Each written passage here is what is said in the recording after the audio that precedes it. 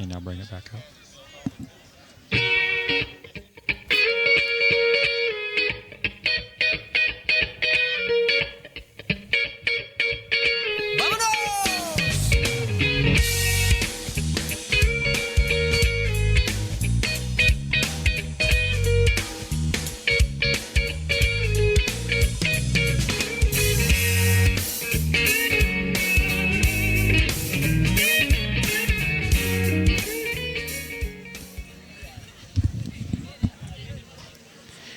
Well, we are here. There's just a minute left on the clock, and I think we're going to have the national anthem pretty soon. Made the long trip to Okanogan. Yeah. And no Ryan Christensen tonight. We're getting a different Christensen tonight, a substitute Christensen. That's right. Riley. The namesake. Riley. Svelte Riley. Yeah. He's bragging about how much weight he's lost on the way right. over here. That's right. It can change in a moment's notice, though. I know. Watch out. You already stopped me from going to get a hamburger. I did. I was trying to help you. Well, both teams are lined up, ready for the national anthem, so we will break for that as soon as they start the process. The band is over there warming up. I'm not sure how much warm-up they need, but...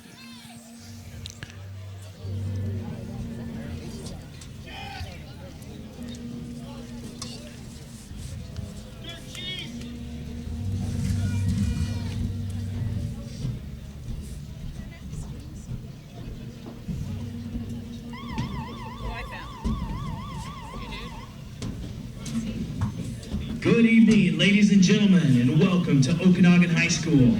Tonight's non-league football game features the visiting Knights from Royal City High School and your own Okanogan Bulldogs. The schools participating in this event are members of the Washington Interscholastic Activities Association, which have adopted the rules under which the games are conducted. Okanogan High School reminds you of your responsibility to conduct yourself in a manner that keeps the game enjoyable for the participants and fans.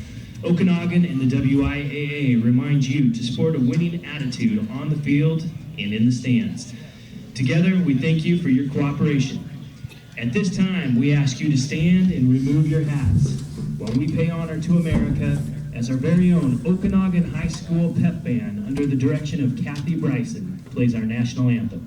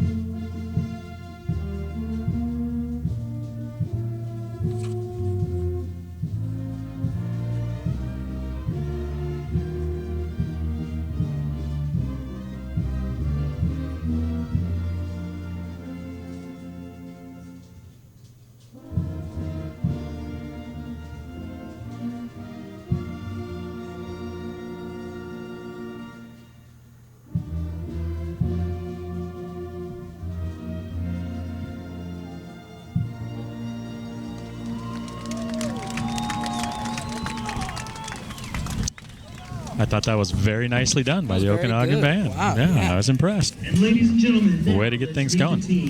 We're going to listen now to the starting lineups as they're announced from the press box here. Wiley Allred. 6 foot, 240 pounds, number 75, Logan Gomez. 5'11", 245 pound, number 67, Ryder Eilers. 5'8", 205 pound, number 50, Javier Huitron. 6'3", 195 pounds, number 87, Owen Ellis. 5'10", 195 pounds, number 34, Alonzo Hernandez. 6'1", 180 pounds, number 25, Carter Dorsey. 6'1", 205 pounds, number 43, Jack Diaz. 5'10", 170 pounds, number 16, Tyler Allred. 5'9", 170 pounds, number 8, Lorenzo Myrek. 6'2", 195 pounds, number 5, Angel Farias. And 6'1", 175 pounds, number 13, Cooper Christensen. And now, here are your Okanogan Bulldog defensive starters, announced by head coach Eric Judd. 6'3", 200-pound linebacker, number 2, Levi Van Huysen. 5'9", 165-pound defensive back, number 4, Martin Grooms. 5'8", 160-pound defensive back, number 7, Bo Silverthorne. 6 foot, 205 pounds, defensive line, number 9, Julian Cates. 5'7", 175 pound linebacker, number 10, Josue Ramos. 5'10", 190 pound defensive back, number 24, Justin Watts. 5'8", 160-pound defensive back, number 30, Caden Daleen. 6 foot, 185-pound linebacker, number 50, Billy Norwell. 6 foot, 210-pound defensive line, number 71, Dalton Swayze. And a 6'2", 250-pound linebacker, number 78, Chet Cragen. The officials for tonight's game from the Okanogan County Association: referee Andy Lampy, umpire Gary Garner, linesman Larry Gilman, line judge Rob Gillespie.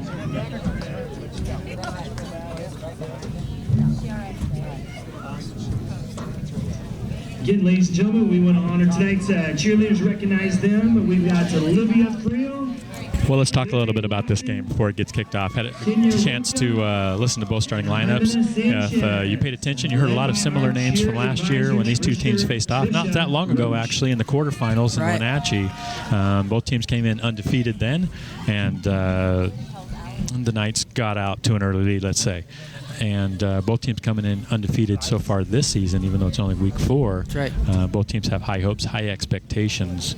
The Knights took care of Ellensburg Bulldogs by a score of 34-7. Then they went to Othello 56-0 and hosted Walook last week for their first league game 69-0, 62-0 at half, if I remember correctly. Yes, correct. The Okanogan Bulldogs get the undefeated with a 21-14 win over the Warden Cougars. So I think the Warden Cougars are a little improved from the past, but you know, yet to see what we play Warden next week. So we get to see that team next week, and they're talking a lot about how improved they are, and that'll be a good matchup too, I think.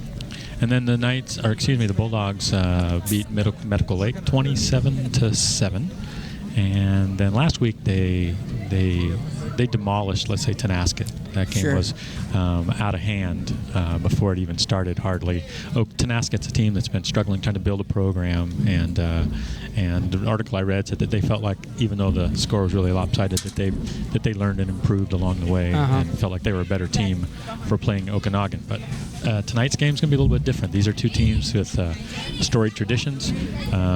You would have to say the Knights are the favorite coming in, but on paper this looks to be a potentially pretty tough contest for the Knights, considering the returning players and the athletes. that the Bulldogs have, and whether or not home field advantage holds any sway here for the Bulldogs. One thing we'll notice is up till now, the Bulldogs have used kind of a 2-quarterback system with number 3, Peyton Judd, and number 7, Bo Silverthorne. Peyton Judd is a junior, and Bo Silverthorne just a sophomore. But what we notice right away is number 3, Judd, is on the sideline in jeans and boots, so he won't be playing tonight. I'm going to make the assumption then that 7, Silverthorne, is going to be the starting quarterback. Just a sophomore, so a little pressure on him. Probably his most challenging opponent in his young quarterbacking career. Absolutely. What did we learn from the toss? Did you pay attention at all? Because I typically am horrible at it. No, I was listening to you. Oh, and goodness. I was like fact-checking you in my own head. How did I do? How did I do? Well, great. Yeah, you did great. If there was something wrong, I would have jumped right in there, and I think it's a good sign I didn't have to, right? I'm going to guess that the Knights won the toss and deferred because they're going to kick off. Right. Unless the Bulldogs possibly won the toss and decided that they wanted to take the ball and force the action on offense to start. Beautiful setting, beautiful night. It is. Here. It's great. Almost no wind. There was some possibility of rain, and there's some overhead clouds, but they don't look like rain clouds to me. So I'm gonna hold my breath. I think we're all right. We had a beautiful night for some great football.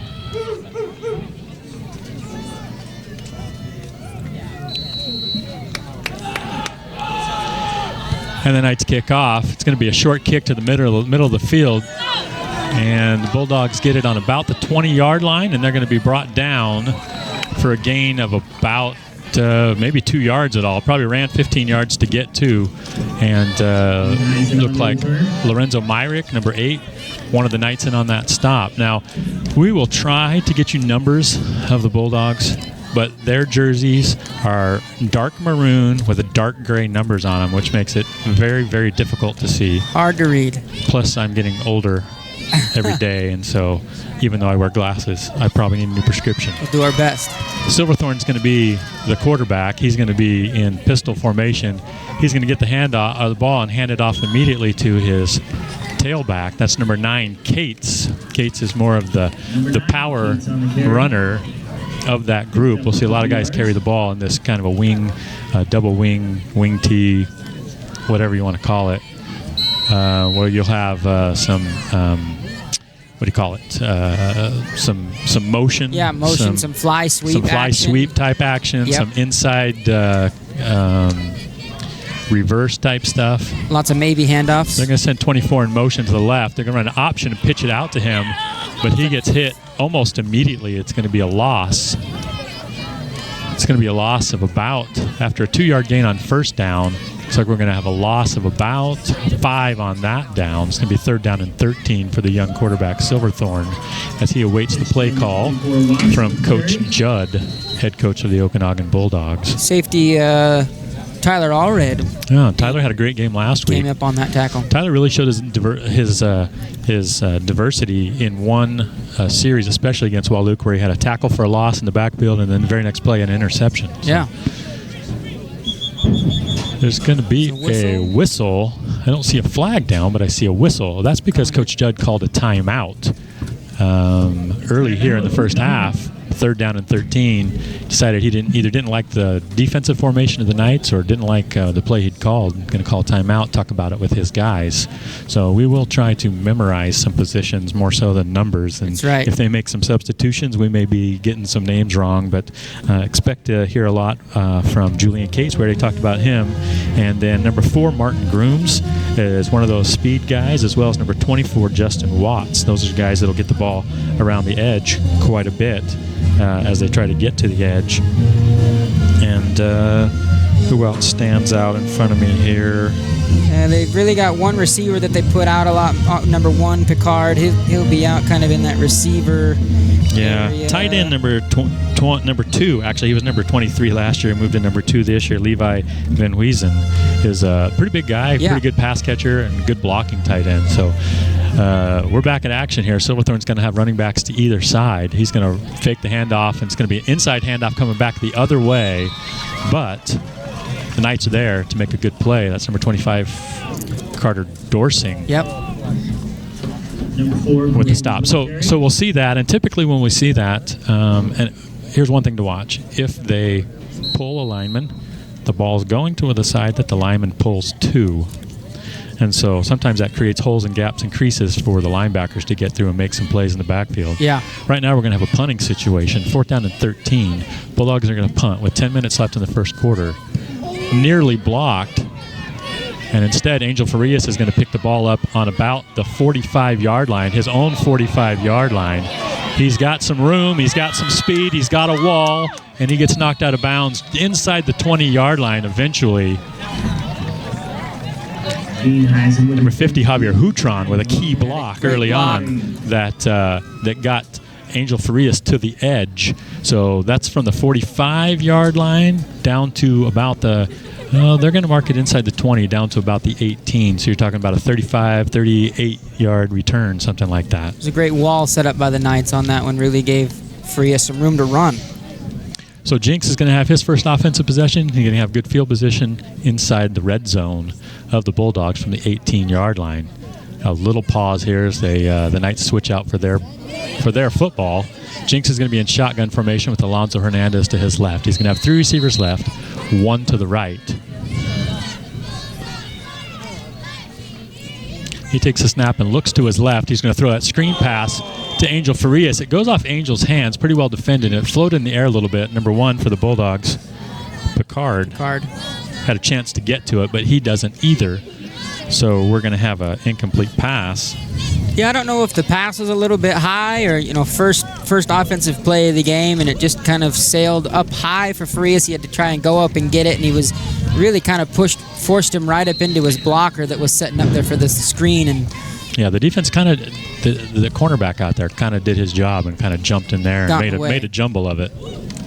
Now it's going to be 2 receivers to the left and 1 to the right. We're going to send motion. Carter Dorsey goes in motion from right to left. Going to hand off to Alonso Hernandez. He gets some good blocking up front. Initially avoids a tackle. Going to pick up a few yards. Over right guard. Rangel with the carry. So number 10, they're going to give him 5 yards on his first carry. Brings up 3rd down and 5 for the Knights. They move the ball inside the 15 down to about the 14. Again, Jinx in shotgun. He's going to roll to his left where he's got 3 receivers. He's looking downfield. He sees Angel Farias. He gets it to Angel. Angel sandwiched between 2 guys, but he secures the catch and gets brought down inside the 5-yard line, it looks like. Sawyer Jinx took a big hit after he released that ball, but my eyes went immediately downfield to determine whether or not that was a good hit or not. Is probably not fair for me to make comment on. It's about a 10-yard gain to Farias on his first catch. Going to bring up 1st down and goal for the Knights from the 4-yard line. Jinx is going to give to Hernandez. Hernandez makes 1 cut from right to left and looks like he's going to be short of the goal line. We'll see where they mark him. Number 34, Hernandez Rangel with the carry. Going to be down to the 1-yard line, so he's going to pick up 3 yards on that one. And number 4, Grooms in there with the tackle. And they're going to give it to Alonso again, but there's going to be a penalty marker from the side judge on the far side. I think he's going to call defensive offsides. And so that will give half the distance for the Knights. So they were already at the 1. They'll be inside the 1 now, 2nd down and goal. Bulldogs trying to do everything they can to get as much advantage as they can to get right up to right as close as they can, and they got a little bit ahead. That anxious, nervous energy maybe a little bit. They're just trying to get in there and make some plays.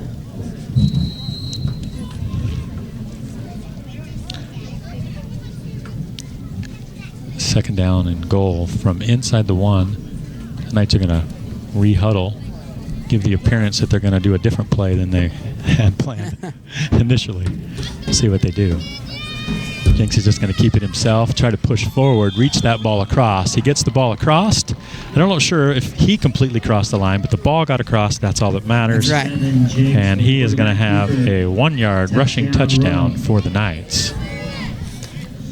Yeah, it was half a yard. It makes sense just trying to sneak that big, long quarterback through there and poked the ball over the line. That's all they needed. Okanogan loaded up the line, brought the linebackers up to try and stop anything coming up the middle, but they just couldn't quite stop Sawyer from getting in the end zone. We'll await the extra point.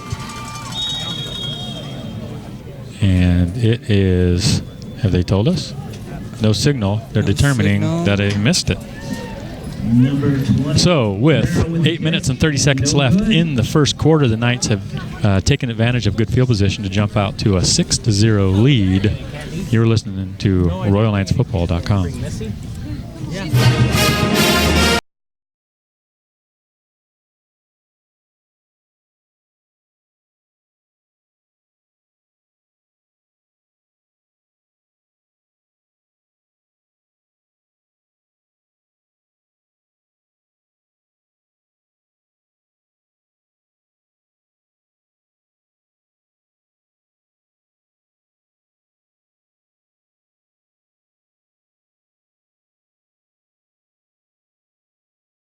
I've heard it all.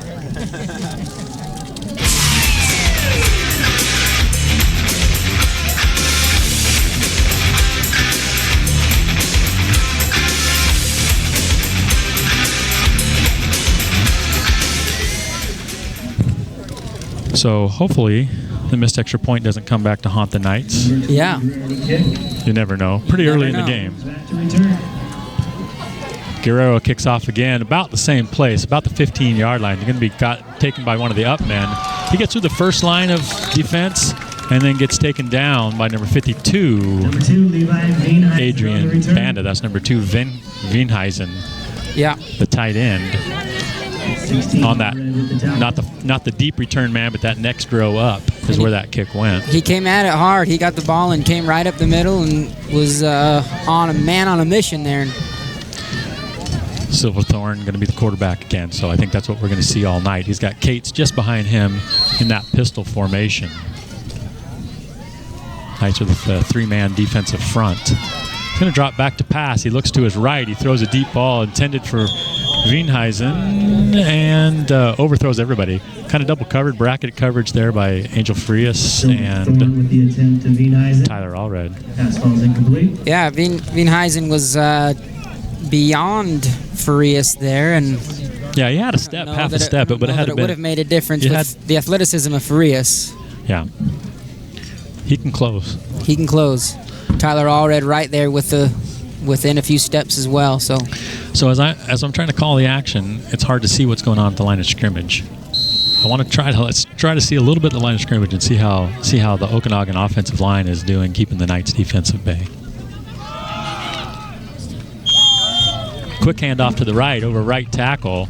A couple of Knights combined for the stop. 25 Carter Dorsing already involved in his second tackle of the night. That was Cates on the carry. He's going to pick up about a yard is all. It's going to bring up 3rd down and 9 after the first down with the incompletion, second down with a 1-yard gain to Cates. Knights linebackers really finding the ball well so far tonight. That's why I want to watch the line of scrimmage, because typically what happens is those front 3 guys, they demand some double teams, and that's really what happens and allows the linebackers to flow freely to make plays. Passing situation here for the Bulldogs, but they're not necessarily a pass-oriented team. Ball's on the ground, handoff to Cates, but he falls back on top of it. To the left side, short gain, maybe 2 yards. It's going to bring up 4th down and about 8 yards from their own 35-yard line. Ball centered between the hashes. They're going to have the punter back. Angel Farias is going to head back to receive this punt. He's going to be on about his own 30-yard line. Punt is a really high punt, and so the plan is just to get out of the way. And do you remember that little deal back when you were a kid where you had like you put some pepper in the water?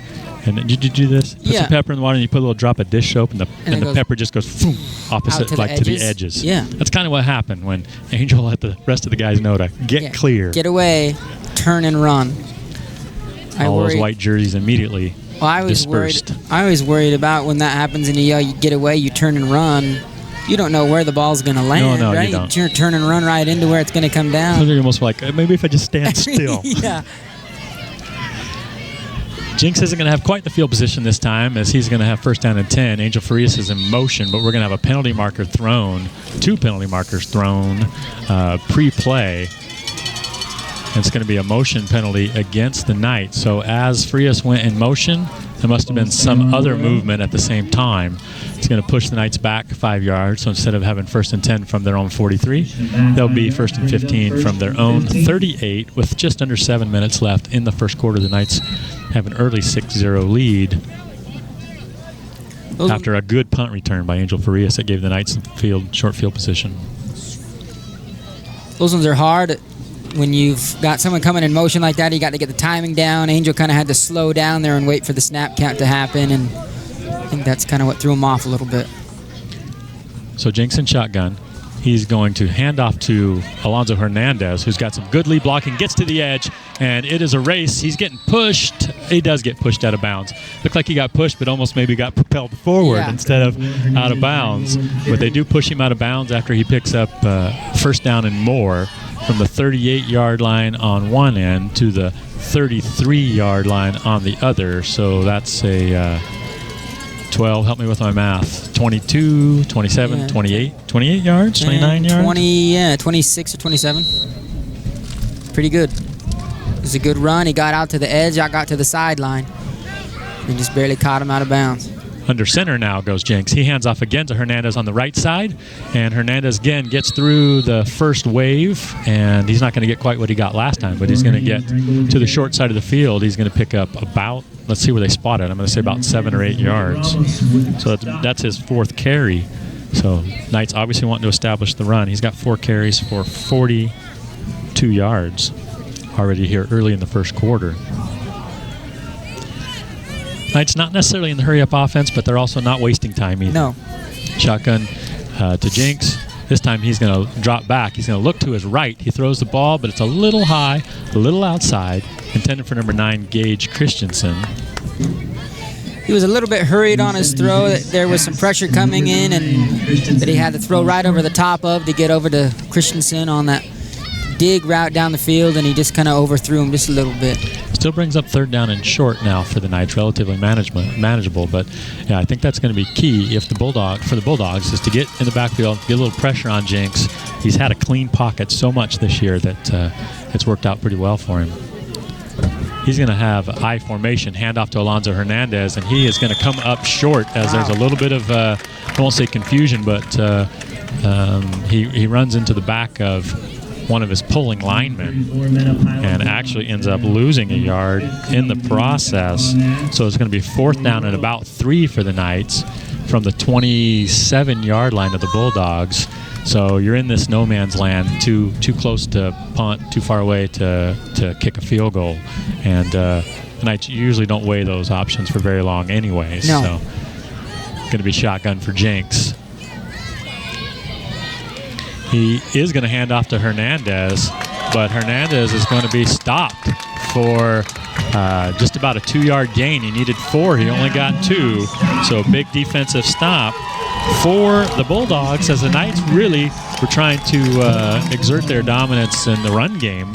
And the Bulldogs come up and make a nice play, and they're going to have a turnover on downs. Bulldogs going to have first down and 10 from their own 25-yard line with 5.5 minutes left in the first quarter. Yeah, credit to the Bulldogs defense there. They played tough, and the line really won the battle for the Bulldogs there and didn't give Hernandez really any room to run.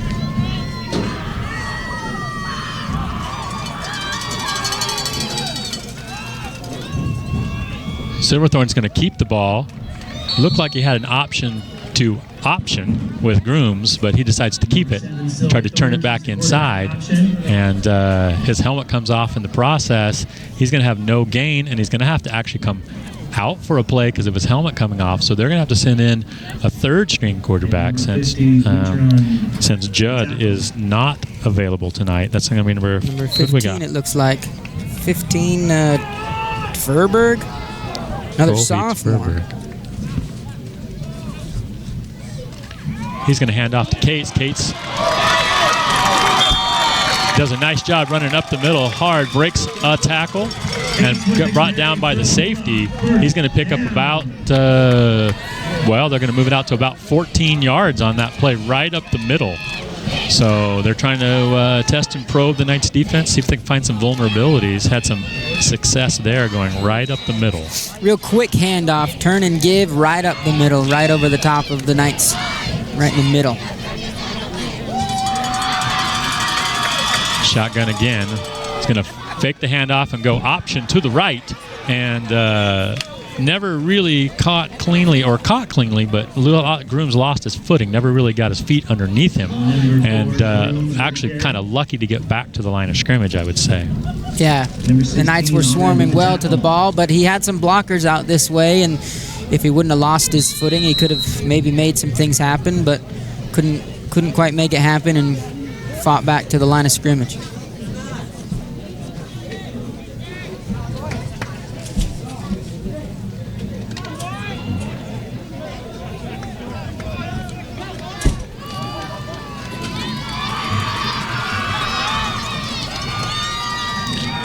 Inside handoff again, and looked like it could have been a huge play, but then safety Tyler Allred comes up and makes a big hit, but not before Grooms picks up about 7, maybe even 8 yards. Another good quick handoff right up the middle for the Bulldogs, and they're flushing everybody out of that middle, and luckily the Knights had a safety there. Tyler Allred came up, made a great hit on him, stopped him short of the first down by about 3 yards. Bulldogs having some success with that run right up the middle. 3rd down and about 3 as they're near midfield. He's going to fake the handoff again, this time pitch it outside. Instead, it's going to be number 10. And again, some good blocking on the edge and getting a little bit of rhythm here are the Bulldogs. Josue Ramos with the carry. That's number 10. Moves the Bulldogs into Knight territory, down to the 46-yard line. Just ran a option type play there, and there was a pitch out to number 10, and he got around the edge, and there was some good blocking, and they sealed that edge, and he got around. Decent run for the Bulldogs. Knights are going to have to dig a little deep and see if they can get a stop here. Groom is going to come out, catch a breath. Watts goes in his place in this pistol formation with kind of an offset eye. It's going to be an inside handoff, but this time the Knights get there in a hurry and bring him down. Looks like Logan Gomez, number 75. And who's that with on the far side? Is that number 87? I believe so. I think that's Owen Ellis. Owen Ellis. In the mix there. Knights recovered nicely on that last play there, and they really got some penetration into the backfield. Let the Bulldogs not even get back to the line of scrimmage. Brings up 2nd down. Close to 11 yards here. Winding down, just about 2 minutes left in the first quarter.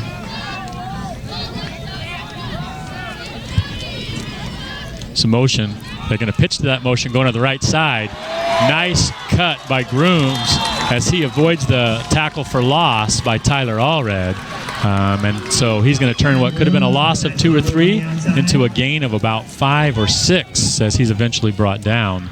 It's going to bring up 3rd down and about 5. The ball's going to be just shy of the Knights' 40-yard line. Silverthorne gets the play call from Coach Judd. That's a tough tackle to try and make by yourself out in space against a real quick, shifty running back. So good move by Grooms there. Yeah, there's talent here. There's no doubt about it. Silverthorne and pistol. He's got Grooms coming again. But instead, he's going to end up keeping it. And I don't think that play was intended for him to keep it.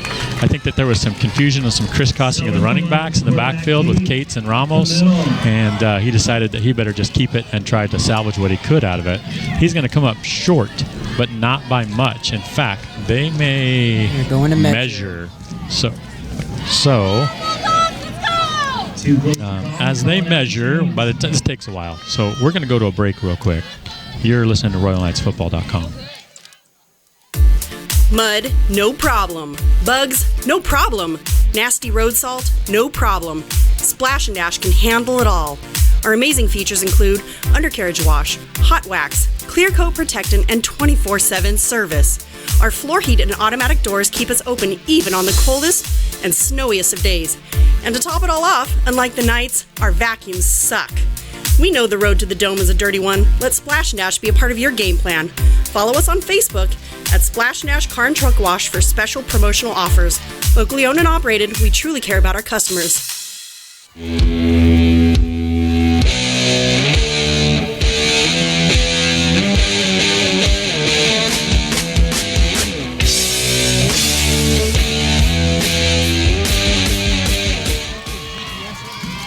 So, the Bulldogs do come up short, but that was on third down. They've only got about 6 inches to go here on fourth down, and they're definitely going to go for it inside Knight territory and wanting to keep this drive alive and build up some momentum.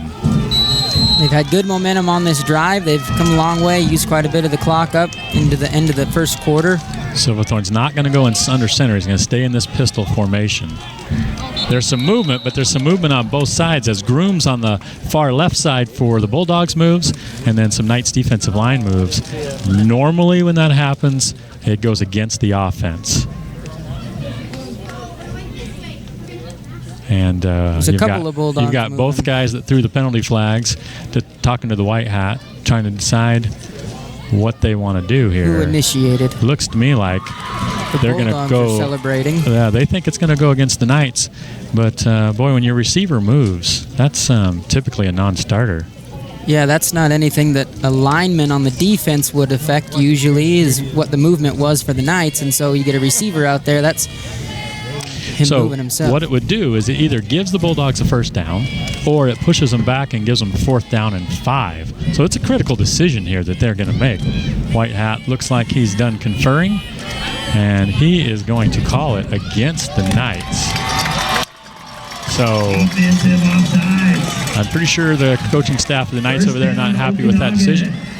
But hopefully it motivates the defense here, gives them a little fire. Yeah, and I think it will. That's the way that this Knights defense is taught, is let's build upon the momentum. Even if it's going against you, it feels, let's step up, and we'll see if the Knights can just do that right here. Ball's going to be spotted on the 31-yard line. It's going to be 1st down and 10 inside Knight territory. 48 seconds left in the first quarter. The Knights have a 6-0 lead. Silverthorne in pistol. He's going to take the first hand off, give to the second guy through, and he gets met at the line of scrimmage, but does a pretty good job falling forward to pick up a little bit. That's 4 Grooms. They've really been working him so far here in the first quarter. Looks like they might give him 2 yards. 2 yards. And this may be the last play of the first quarter as we're under 19 seconds left. I don't think that they'll have to run a play. And I think that the coach is telling them, hey, chill, let the time run out, and we will regroup and try to keep momentum rolling into the second quarter.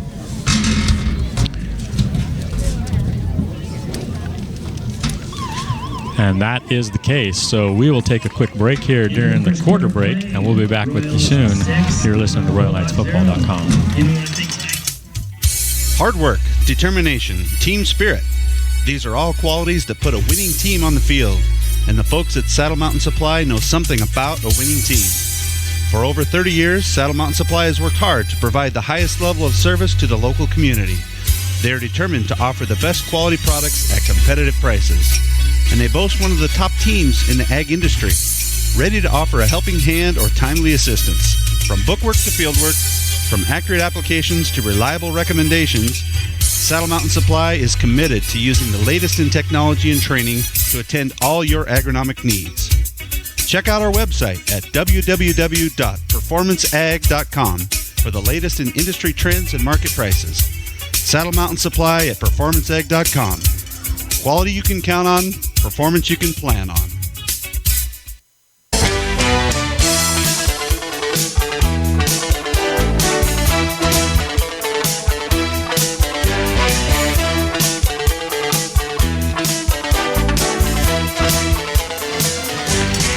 Well, even though Ryan Christensen couldn't be here tonight, playing a little Magnum PI is like having him here, you know. He's here in spirit. He's here in Magnum PI. Yeah. Now he sported quite the mustache in the day, you know. I remember. Very Magnum PI. I remember. So we're back at it here in the second quarter. The Knights lead 6-0, but the Okanogan Bulldogs have some momentum, and they're driving inside Knight territory. You're going to have a 2nd down and 8 from their own, or from the Royal 29-yard line. Motion from right to left, but they're going to give up the middle to Cates. A couple Knights wrap around him. Number 67, Ryder Eilers. Number 9, Cates with a carry. Cates does a great job of falling forward, even though contact was at or near the line of scrimmage. He falls forward and picks up probably 5 yards. Yeah, he's a good. At least 4 yards. Going to bring up 3rd down and about 4. This is going to be 4-down territory here for the Bulldogs. Yeah. Silverthorne consulting with Cates in the backfield. He's going to keep it, follow Cates up the hole. That's a play that a lot of times ends up being he fakes it and then comes to the outside with an option type scenario. This time he tries to follow Cates as a lead blocker, and is Number 7, not going to get much, maybe a yard at the most. Going to bring up 4th down and 3 for the Bulldogs on about the 23-yard line of the Knights. Silverthorne goes down, hurt his leg, it looked like, and they blew the whistle. They blew the clock dead, and so he's got to take a break for a play. Oh, so they're going to bring in 15 again, I'm assuming. Coach Judd is over there talking with him, trying to give him a play call. I'm not sure how much time they give or what that does to the play clock, as they may be running.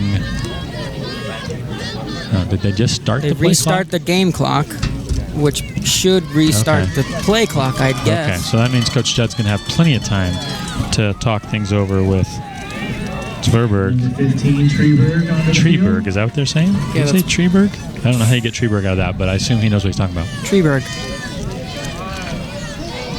Big play here for the Bulldogs momentum.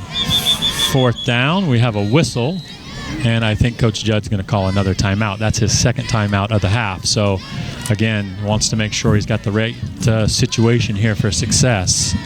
So as they go to a timeout, we'll go to a timeout too. You're listening to RoyalKnightsFootball.com. Your day means getting from point A to point B, as in bank or ballet. G for gym, W for work.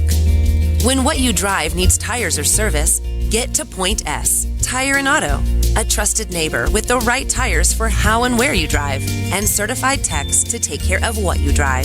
So you get to all the points in your day and home again safely. Get to the point. Point S Tire and Auto Service. Expert service guaranteed. Well, James, you finally got that license, huh? Look, you can stop me once or twice, but nobody denies the James 3 times. Nobody. Well, champ, what's up next? Prom's gonna be pretty big, but there's no need to fight over the James, ladies. The green machine seats 5, runs like a dream, purrs like a bobcat. You got Napa and the James to thank for that. Oh, good luck. And that's James. Keep your champion running longer, stronger with Napa know-how. Riley, I feel like you were the James at one point. Oh, I was. Is that possible? You couldn't stop me. You couldn't stop me. Stop the James. I even had the Cougar. Oh, yeah.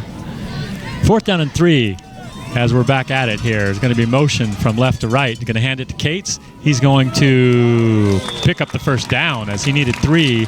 He's going to probably get 4, maybe closer to 5, just running off right tackle. He's kind of trying to run that power to the right side. Julian Kate on the carry. The Bulldogs running game having some success here, and it's not anything special. It's just what they go to often. It's up the middle. It's cloud of dust type of offense so far here, and they were a little more pass oriented last year with a more experienced quarterback.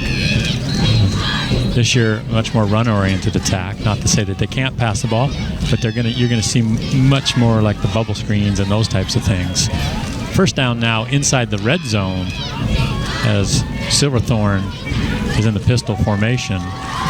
He's going to look to his right for a pass, and it's going to be caught for a touchdown. Just as I say that passing isn't necessarily their forte. Is that number 2, Van Wiesen? It looks like got loose, and Lorenzo Myrick trying to get back on the coverage, doesn't get back in time. I'm not sure who was responsible, but obviously there was some broken coverage there. It was just a lofted pass, and good coverage would have been able to help break that up, but nobody there for Van Weesen, and the Okanogan Bulldogs with an extra point here potentially have a chance to take the lead against the Knights here early in the second quarter. Kick is up. Kick is good. So with 10 minutes and 14 seconds left in the second quarter, the Okanogan Bulldogs take a 7-6 lead over the Royal Knights. You're listening to RoyalKnightsFootball.com. From the most trusted name in the Columbia Basin comes Callahan Gravel. You'll love Callahan's rock-solid product. Multiple applications include driveways, roads, stackyards, and landscaping. A pothole's worst nightmare. Call Callahan Gravel at 346-2208 to get rocked.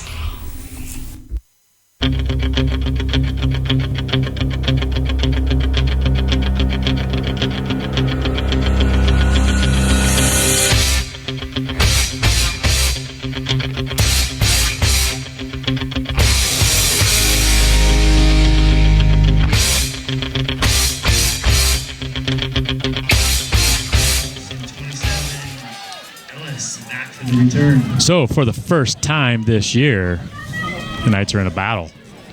In fact, are not in the lead as they trail 7-6 against the Okanogan Bulldogs.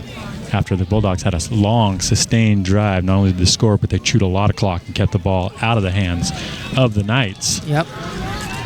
Back to return for the Knights, number 5, Angel Farias, number 27, Tucker Jeanette. And they're going to kick it a little short. It's going to be caught by number 16, Tyler Allred. He makes a little move to the inside, to the outside, still on his feet. Avoids a lot of tackles, but only picks up about 7 yards in the process. Knights are going to have the ball from their own 30-yard line here to start this drive, playing from behind for the first time all season. We'll see how the boys respond and what the coaching staff decides to do offensively. The ball will be on the right hash for the Knights. 10 minutes and 8 seconds left in the second quarter. Knights trail the Bulldogs 7-6. Going to be a tight cluster formation to the left for the Knights with Jinks in shotgun formation. Hernandez to his right. He's going to fake to Hernandez. There's pressure coming, and they're going to get to Jinks for a sack and a loss of about 4 yards. Tackled in the backfield for a loss. Yeah, the D-line there just overwhelmed the offense. A little bit of a long play to develop. There was a play action and a little bit of confusion as Logan Gomez is asking the officials a couple questions about what may or may not have happened on that play. And the official is willing to respond. He calls Sawyer over the captain and kind of explains to him a little bit. It's going to be second down and about 14 here for the Knights, as Jinks is going to be in shotgun with 3 receivers to his left and a tight end to his left. He's going to roll to his left, throwback screen to his right to Jack Diaz. Jack needs a block. He loses his footing and ends up being brought down by Ramos. Looks like he had a lot of turf on that throwback screen and kind of lost his footing. He's only going to pick up 4 yards to get the ball back to the original line of scrimmage. yeah, he had some room out here to the sideline and a blocker or two out here to help him out, but he just lost his feet. Couldn't quite stay up and keep going. Third down for the Knights, 3rd down and 10. They're going to be in a double tight end formation. Jinks is going to go under center with Hernandez, the lone running back. They're going to fake to Hernandez. Jinks is going to roll to his left. He's going to throw out to Hernandez. Farias. Farias gets hit. He gets the first down, and he gets hit at about 11-yard mark, shakes that tackle, and dives forward. They don't give him the full credit for how far he dove, so they're going to say his knee went down a little bit sooner than he thought it was, but it's going to be still a 12-yard gain when they needed 10. That's going to be his second catch. Knights did a good job there moving the pocket out away from the pressure and give Jenks a little bit more time to get that throw off to Farias. Yeah, when he has time and a clear line of sight with his receiver, he's deadly accurate. It's going to be 1st down and 10 now for the Knights. Shotgun. Jinx is going to keep the ball. No, it looks like he's going to keep it, and he throws it downfield. And you've got a real not-so-grassy patch in the middle of the field already here in Week 4. It was intended to Owen Ellis, and he loses his footing as he tries to come back and catch the ball. It falls incomplete. It's going to be 2nd down and 10.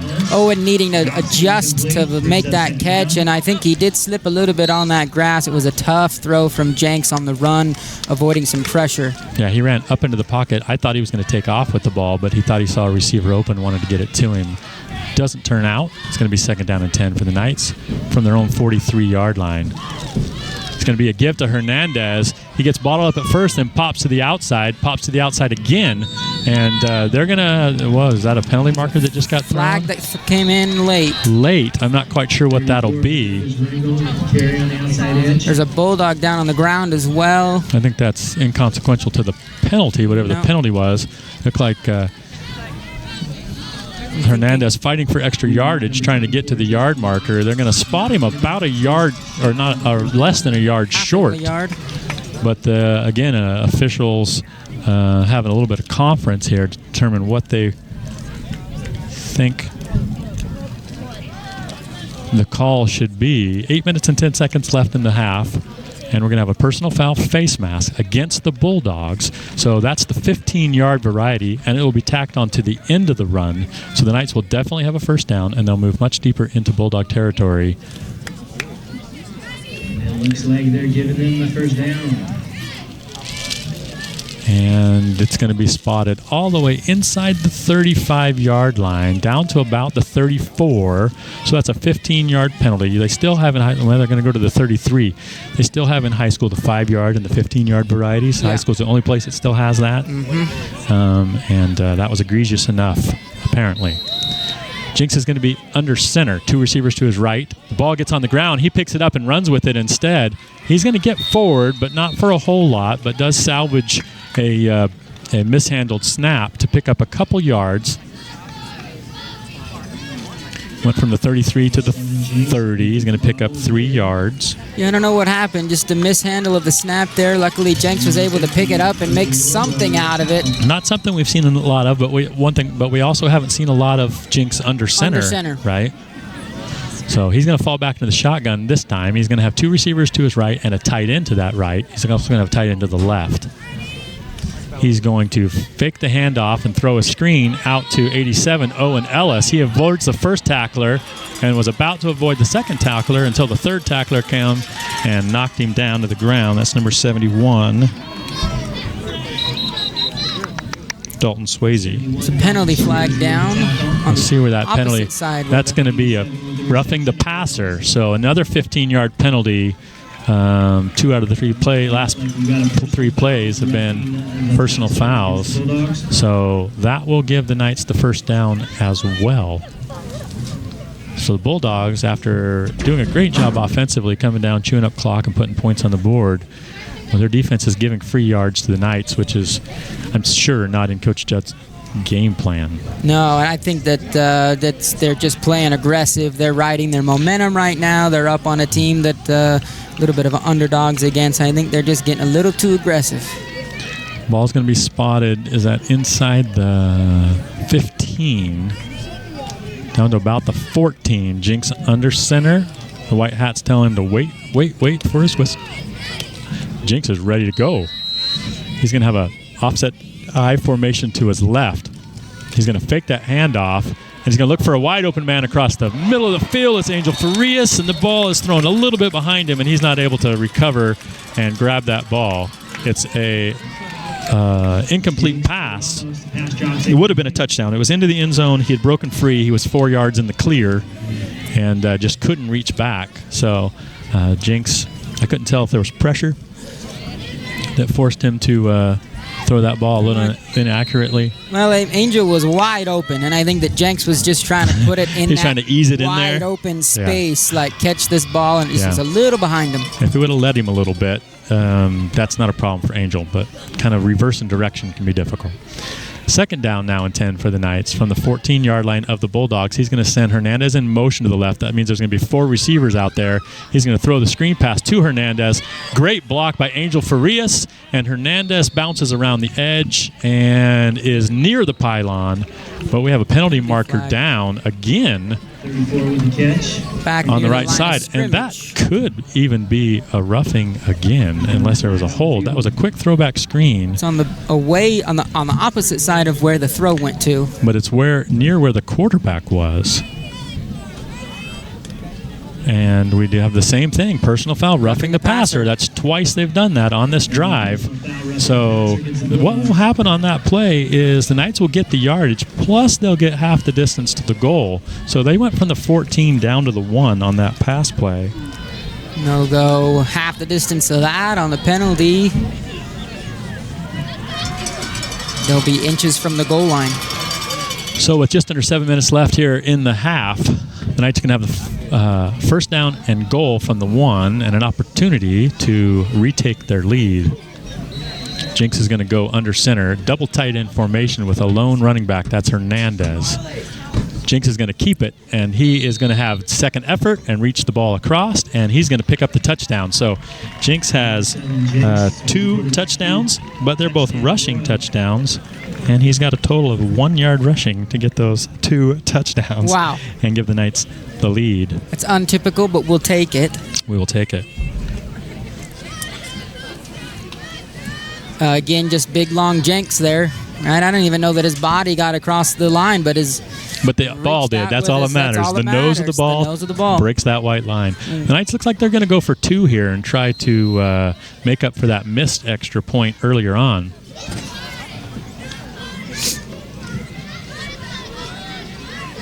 Jinx is going to be in shotgun with Hernandez to his left. He's going to again have double tight ends with 1 receiver on either side.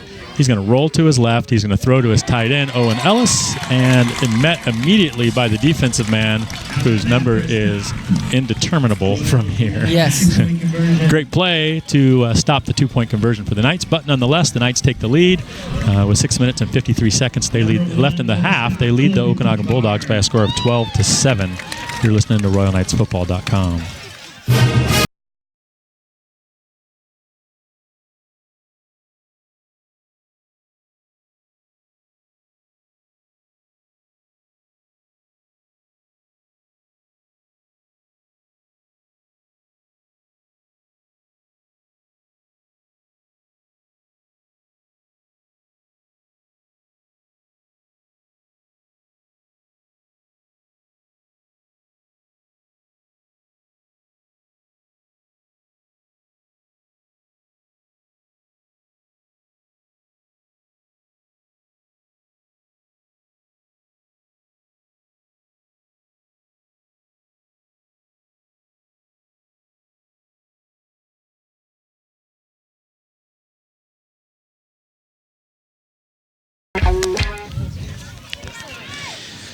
So we're back. Guerrero has the ball teed up again on the right hash.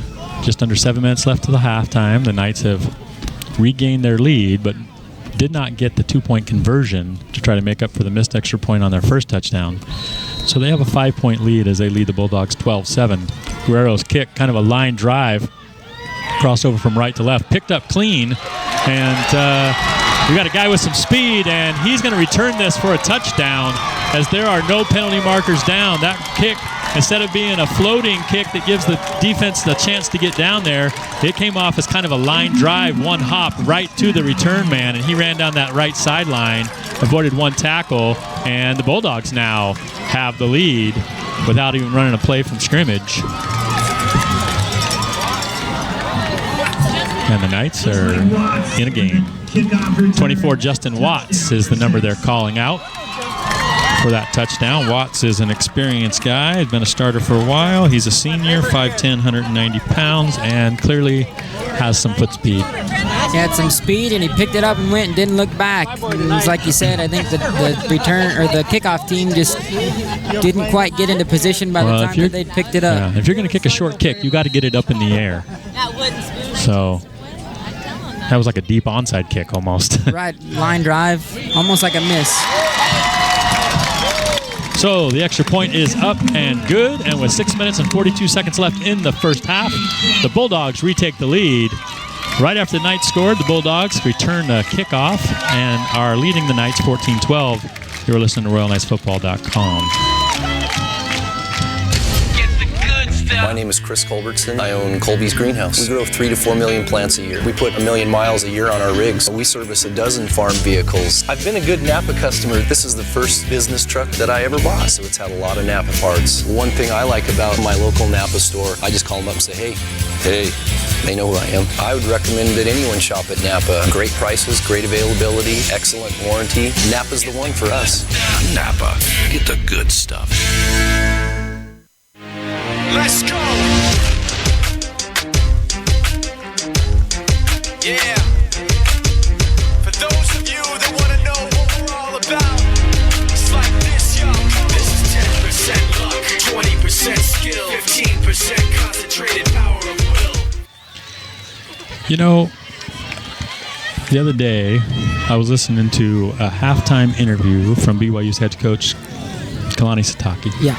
They were playing Wisconsin. Wisconsin's a big physical team. They asked him what he needed to do in the second half, and his answer was, we're ready to get punched in the mouth. Let's go. Okay? I think the Knights just got punched in the mouth. Yes. Let's see if they're ready to go. We'll see. You know, there's two types of champions. There's the champions that cruise through and never get challenged, and then there's those who know. Angel Hernandez on the kickoff return avoids a few tackles. He's going to run a long distance, and he's going to get a decent return, but not to the 30-yard line. As he caught the ball on the fly and kind of had to do a turnaround and run back to the left, the direction that the wall was set up.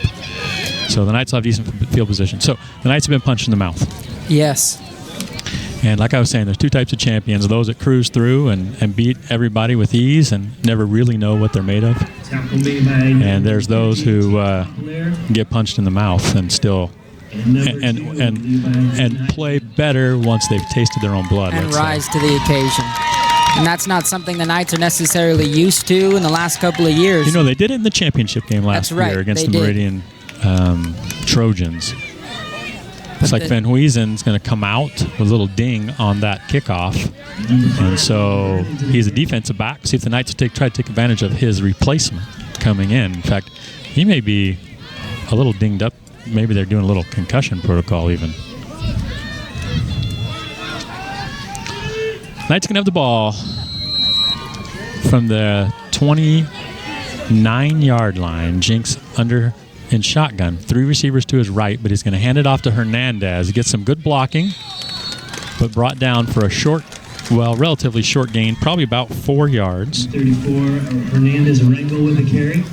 Bulldogs defensive line doing a good job of going with the blocks there and fighting through once the ball carrier gets there and stopping Hernandez for just a minimal gain.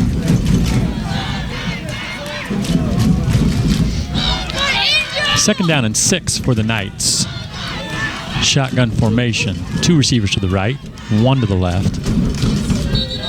And we're going to have a motion penalty against the Knights. As that play, part of the problem is it took a little while once they got to the line of scrimmage to get the play going. And you get those big linemen down in a stance for too long, it's hard to stay still, especially given the emotion of the game in this situation. That's right. So that 4-yard gain on first down is negated. And it's going to be, well, they must have given a 5-yard gain on first down, because now with the 5-yard penalty, they're back to second down and 10. Jinx and shotgun. Hernandez to his left. Same formation. 2 receivers to the right, 1 to the left. Jinx is going to look to his right. He's going to throw the ball. Threw the ball to Lorenzo Myrick, and right in his hands, well-thrown ball to the outside, and he was thinking about turning upfield before he caught the ball, and this is a situation the Knights got to settle down just a little bit. Yeah. Settle down and play football. Yep. This Third is down and 10. A little bit uncharacteristic of the Knights receivers tonight. A few balls coming off the hands that... especially that one was right at him. Didn't really have to make adjustments, but just turned a little early, I think. So Jinx is going to try this again. Same formation in the shotgun.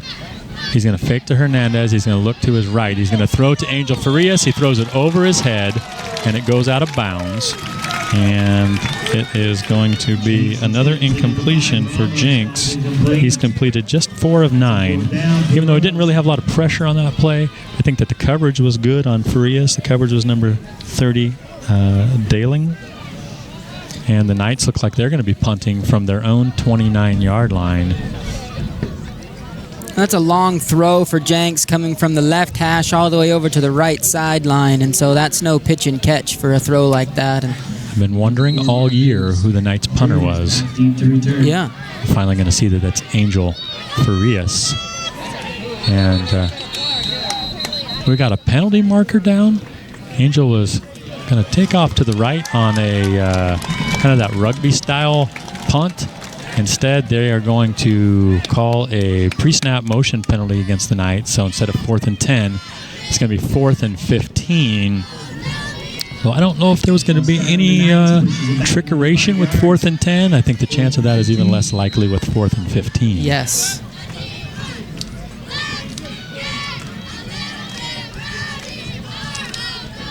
Farias handles the snap.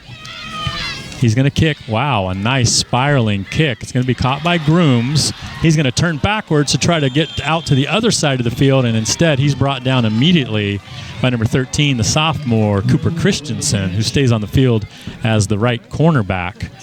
Great job. Grooms caught that kind of going away on the Bulldogs sideline. Thought he could get more out of it if he flipped back to the wide side of the field, and Christensen was right there on him, brings him down. But bright side for the Bulldogs is they hold off the Knights and get the ball back here with 5 minutes and 13 seconds left in the second quarter and a slight lead over the Knights. They're going to have the ball 1st down and 10 from their own 31-yard line. Ball spotted on the left hash. Silverthorne in shotgun with the receivers on either side. He's going to have motion. He's going to hand off to Cates following that motion. Cates' leg drive just keeps moving the pile, and he's going to pick up the 1st down. He was probably met after about a 5-yard gain and then pushes the pile about 6 yards. And he's a little bit pumped here. Nice run for him as it moves the ball out to the 42-yard line of the Bulldogs. Knights defense really needs to come up strong here. That defensive front has to get leverage. They have to get penetration and allow these linebackers to read and make plays.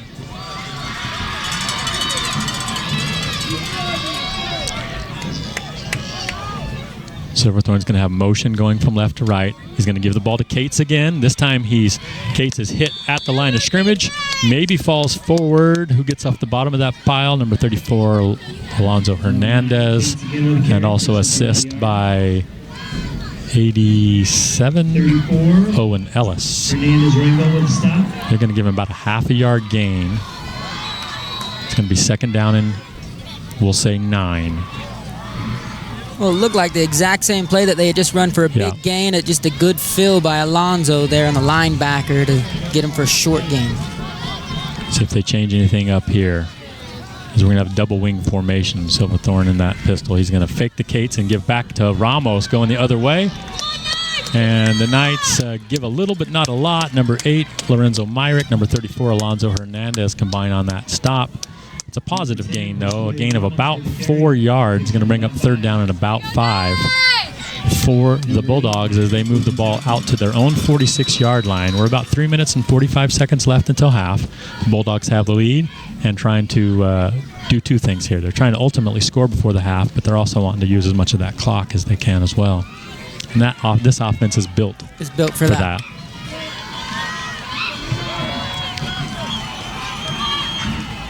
Snap to Silverthorne. It was going to be a pitch out to Watts around left end after faking the dive, but a penalty marker comes down in a place where you'd expect that it's going to be a motion penalty. And in fact, they are going to start walking backwards. So 3rd down and 5 becomes 3rd down and 10 with an illegal procedure call. Back 5 yards. Against the Bulldogs there. play would have been coming around to the left side a pitch, and he had a lot of room to run on this Looked like he had room to run. Now, I mean, the whistle was blown. It's hard to say exactly, but it looked like he had room. So they'll remember that. They'll go back to it. Even if it's not this play, it'll be a different one. Silverthorne takes the snap. Same exact play. The Knights aren't having anything of it, and he's going to be tackled for a sizable loss as he's pushed back. Initially, it's Cooper Christensen that gets to him, and then Tyler Allred comes up and drives him back, and they blow the whistle as his forward progress is stopped. He never actually went to the ground, but his forward progress was stopped, and you're going to have a loss of about 6 yards, maybe 7 yards. So, boy, I'm not sure I would have gone straight back to that play. I would have probably ran one or two other things in between time, but at 3rd down and 10, they felt like that was a play that they thought would have some success. Yeah. Instead, they're going to end up with 4th down and about 16, so they'll be punting. Angel Farias is going to be about on his own 30-yard line to receive this punt. They're going to wait and use as much clock as possible, which is a wise move. They don't want to give the Knights any more time than they have to. White hat starts counting. That means a 5-second count. It's going to be a good kick. It's going to be a high kick. Angel's going to have a chance to catch it, but he catches it, and he goes out of bounds. So the ball carries him out of bounds, and the Knights will have the ball right on their own 30-yard line with 2 minutes and 4 seconds. So as close to a true 2-minute drill as you'll get.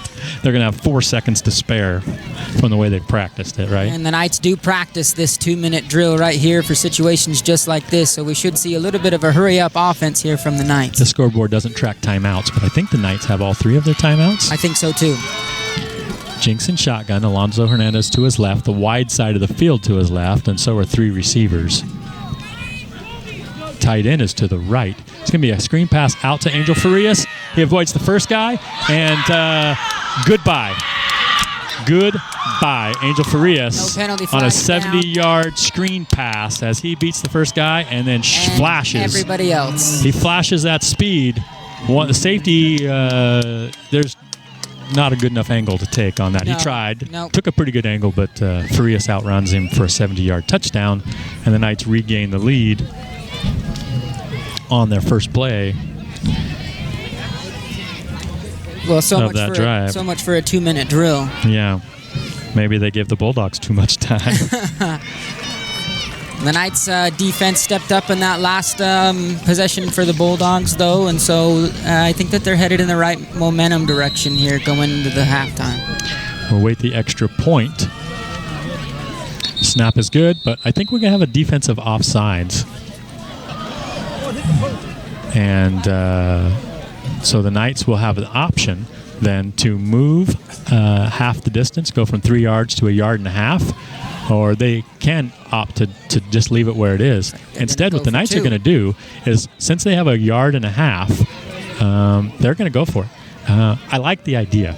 The team jumps off sides, and sometimes they do that thinking that it doesn't really matter. They're just going to kick the extra point anyways. Knights are going to try to take advantage of a situation here and build a little momentum as they're going to bring the starting offense back onto the field with 1.5 yards to go to convert on a 2-point conversion. One thing we'll see different is that you're going to see Javier Hutron come in as the fullback.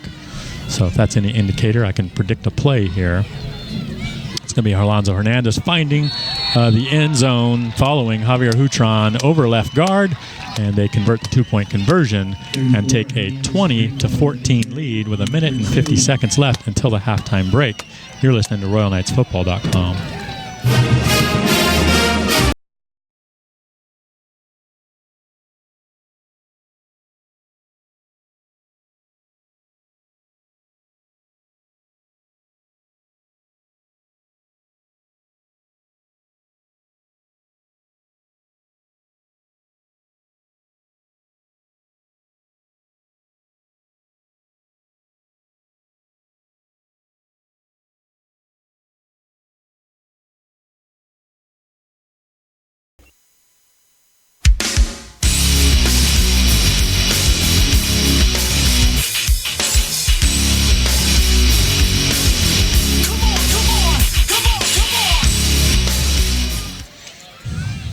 Well, after the Knights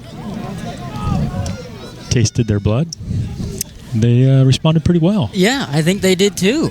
Now, they're going to set the ball up on the left hash this time for Guerrero to kick off, and my guess is he's not going to kick a knuckle or a line drive kick this time. He's either going to kick it deep or try to get it up into the air and give the Knights kickoff team a chance to get down on the coverage.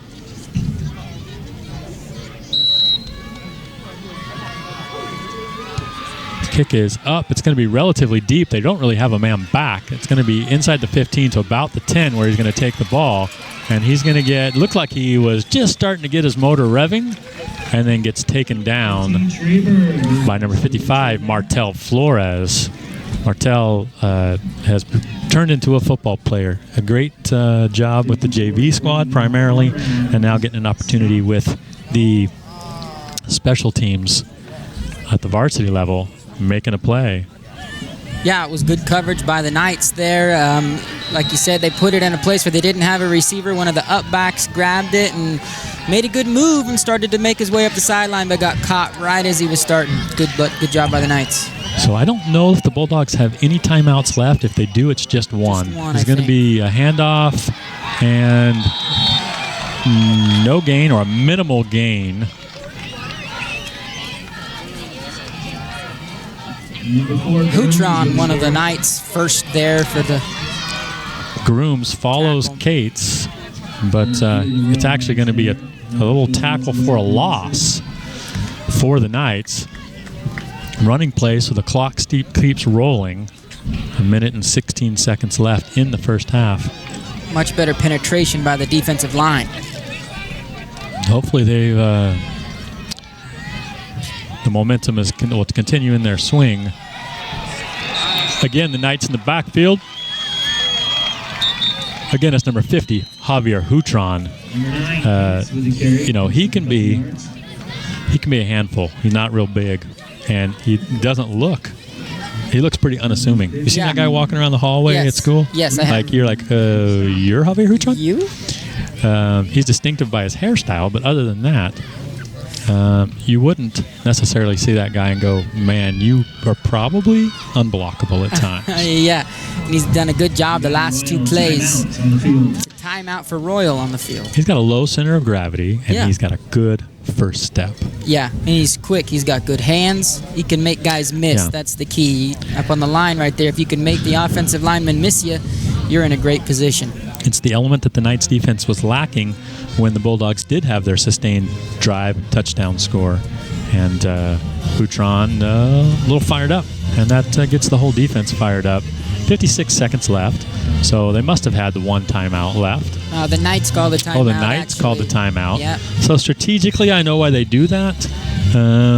We'll see how it works out, because you're actually giving the other team a little more time to prepare. Third and long. But the hope is that you stop them here on third and long and force them to punt and get the ball back with 20, 30 seconds. Give you another chance. The Knights have shown the ability to score in one play, two plays. The defense has to do their job first. It's going to be a passing situation. He's going to loft that ball up, and the closest guy to it was the defender, Cooper Christensen. It was intended for Veenhuizen. I was going to wait and listen to the public address announcer and make sure I got that as close as I could. Veenhuizen. Cooper was right there with him. A good job staying over the top of him, and just wasn't quite thrown, I think, in the right place. Coach Allred likes tall corners. Yes. So Cooper's just a sophomore, very athletic. And wingspan, too. Look at both Cooper and Farias. Right. Huge wingspan. Cooper actually, as a sophomore, leads the Knights in interceptions. He has 3 interceptions in the first 3 games. We are going to get a punt situation, and Angel Farias is going to pick it up and be contacted immediately, but there's no penalty marker down for early contact. So Grooms makes a great play as he times that perfectly, according to the officials, and brings Angel Farias down for no gain. That's not an easy proposition. So the Knights will have the ball, 44 0.1 seconds till halftime. I believe they used 2 of their timeouts on the defensive side of the ball to get the clock stopped. 2-minute drill. Here we come. And we have a 2-minute drill. It's going to have to take less than 2 minutes. Jinx in shotgun. This time he has Tucker Jeanette to his left and 3 receivers to his left. He's going to drop back and looks like he's going to keep it, but then he's going to throw it. He's going to drop it off to Gage Christensen. Gage Christensen has a lot of space. He makes a cutback. He makes another cutback. He needs a block. And they're going to throw a penalty marker on that block, and that's going to be an interesting one on film. Wow. But what it does do is it's still going to give the Knights a first down and more, even after the penalty. It's going to move the ball well into Okanogan territory. So that was a situation where Jinx actually made it look like he was going to run the ball. He didn't necessarily do a Tebow-style jump pass, but he stopped before he crossed the line of scrimmage and found Gage Christensen coming from left to right across the field. Gage caught it going to the right and got upfield about 20 yards before he had to make a cutback on the safety. He makes a cutback. Block set up for him, and that block that's set up that springs him for another 15, 20 yards is the one that's penalized. So that penalty marker's dropped at about the 26-yard line of the Bulldogs. They'll take 10 yards back. They'll move it to the 36-yard line of the Bulldogs. The ball will be spotted on the right hash, and there'll be 30 seconds left in the half. So if the Knights can pick up that many yards on each play, then mathematically they'll make it to the end zone. But things have to happen just right for that to work out. Jinx is going to be in shotgun again. 3 receivers to his left, the wide side of the field to the left. He's going to look to his left. He's going to throw the screen under to Angel Farias, and Angel works to the outside and breaks a tackle, gets eventually brought down by the safety. Again, he's going to get a first down. Jinx to number 5, Ramos. A good screen play. They've run that play a few times tonight to Farias out there, and that comeback in screen. And Grooms on the stop. the Knights hurry up to the line, but eventually decide to call a timeout. It's going to be an 18-yard gain. Royal Knight timeout. 4 catches for 110 yards for Angel. I'm trying to do the math on that play previously with Gage. Where did that start from? It went to 30. It went from the 30 here to ultimately the 36 here, because you do have to take the 10 yards back off. So you got a 34-yard gain. Yep. Appreciate your support. And the Knights call their final timeout. 14.8 seconds left. They have the ball down to the Bulldog 18-yard line. First down and 10. I'm going to guess they have maybe more than one play called out of that timeout. Yes. They have plenty of time to run a couple of plays here, depending on how things kind of turn out, but they should be able to run a few. Don't be surprised. I'm not making a prediction. Okay, right? Don't be surprised if you see Tucker Jeanette slide out of the backfield and get down that seam. Mm-hmm. Yeah, give us 5 receivers there. Look, there he goes, out to the slot. He's going to move to the slot. It's going to be empty backfield for Jinx and shotgun. 3 receivers to his right, 2 to his left. He's going to drop back. He's going to avoid the pressure, and he's going to throw to a wide open Lorenzo Myrick, who catches it for a touchdown. Tough catch for Myrick. He bobbles as he goes down to the ground, makes the catch. Great concentration there. He might have made up for the one that he dropped that was right to his hands over here earlier. So that was, Jenks did a great job avoiding the pressure. Well, wait a minute. Now they're talking about an incomplete pass. You have the side judge that called a touchdown, and now they're talking about potentially an incomplete pass. Now, that ball did bounce up in the air after he made initial contact, and then it looked like he caught it in the end zone, but they're going to say it touched the ground, and they're going to take that touchdown off the board. So I got to go backwards here with some of my... Interesting call. Some of my mathematics. It was tough to see. I feel like the guy that called the touchdown was the one that could make the call. I feel like because Lorenzo was on the ground, but his front was facing the judge who put his hands up on that far side. I need to learn more about who has priority in making those decisions of the crew. Because when you've got a 19-yard play, 20-plus once he gets into the end zone, and the White Hat's 20 yards downfield this way, I don't know that he can make that call. So the real problem with that is it took about 6 seconds off the clock for the Knights. They only have 9 seconds left now. now, 2nd down and 10. Jinx is going to roll to his right. He's going to look downfield. He's going to throw to number 9. Wow. Gage Christensen, and that is a highlight catch for sure. One-handed catch. He brings it into his body with one hand in the back right corner of the end zone. It was thrown by Jinx in a place where only Gage Christensen had a chance of it, and that is by far his best play of the year. Gage Christensen with a great catch. Critical on that series because he had that big gain on the little deep slant pass, and then great catch there with 1.7 seconds left. Looking at his dad, Lynn, he's on the end zone on the other side, but he's going crazy. I love it. There's penalty flags down on the PAT here. They'll stomp it, and we'll see.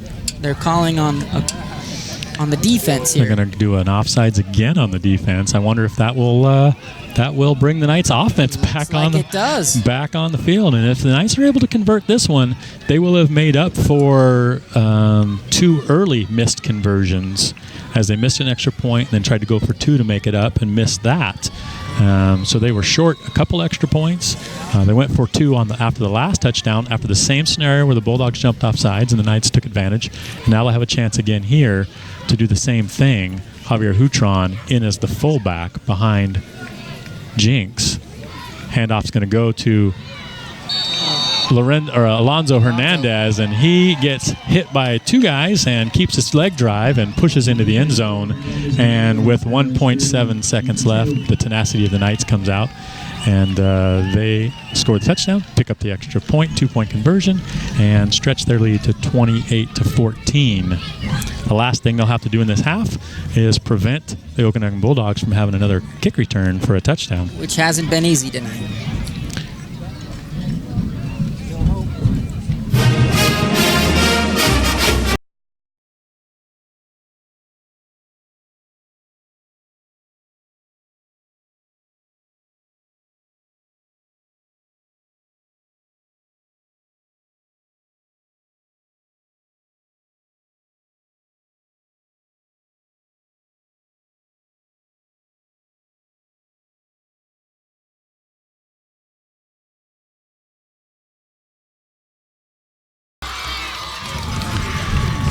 So, in 2 minutes and 4 seconds on the clock, the Knights ran 2 2-minute drills and converted 2 2-point attempts. That's right.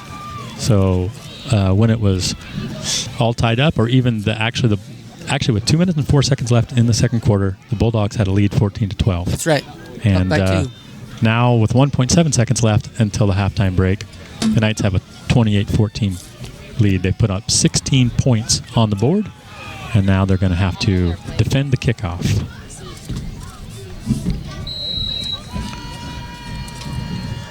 Guerrero kicks the ball. A little bit of a line drive squib kick, and it bounces off the first man. And he's going to go from right to left to try to get outside.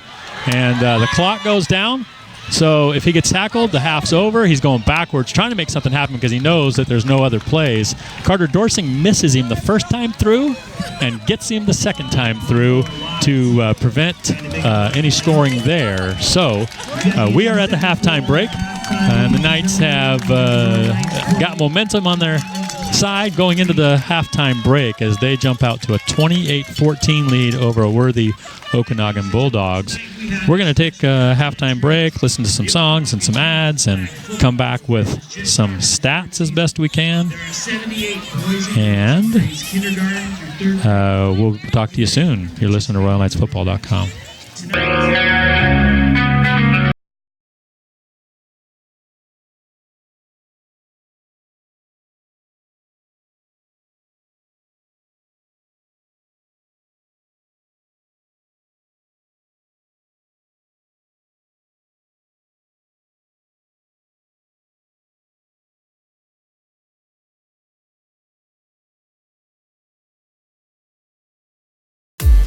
Mud, no problem. Bugs, no problem. Nasty road salt, no problem. Splash and Dash can handle it all.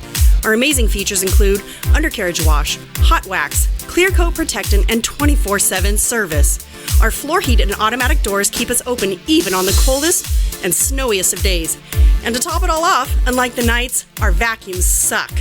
We know the road to the Dome is a dirty one. Let Splash and Dash be a part of your game plan. Follow us on Facebook at Splash and Dash Car and Truck Wash for special promotional offers. Locally owned and operated, we truly care about our customers. Get the good stuff. At Napa Auto Parts, we know you have a choice of where to go when it comes to get parts and accessories for your vehicle. We appreciate every time you choose Napa.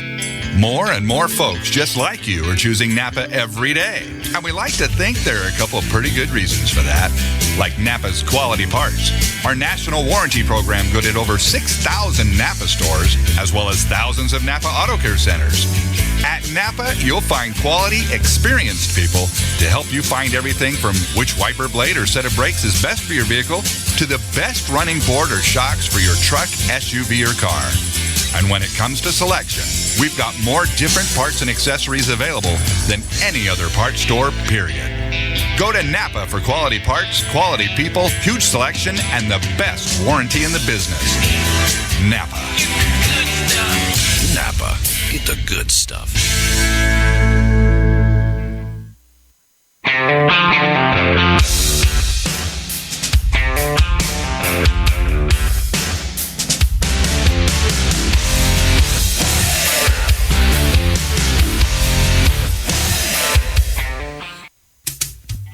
Hard work, determination, team spirit. These are all qualities that put a winning team on the field. And the folks at Saddle Mountain Supply know something about a winning team. For over 30 years, Saddle Mountain Supply has worked hard to provide the highest level of service to the local community. They are determined to offer the best quality products at competitive prices. And they boast one of the top teams in the ag industry, ready to offer a helping hand or timely assistance.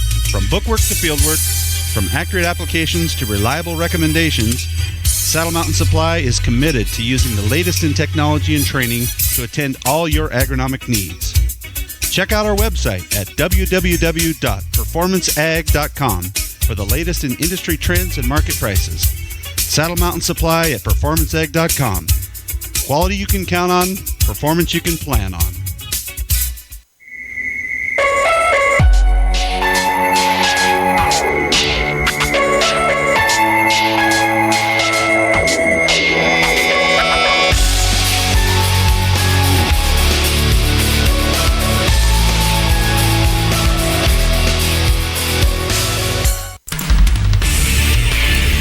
Most trusted name in the Columbia Basin comes Callahan Gravel. You'll love Callahan's rock-solid product. Multiple applications include driveways, roads, stackyards, and landscaping. A pothole's worst nightmare. Call Callahan Gravel at 346-2208 to get rocked.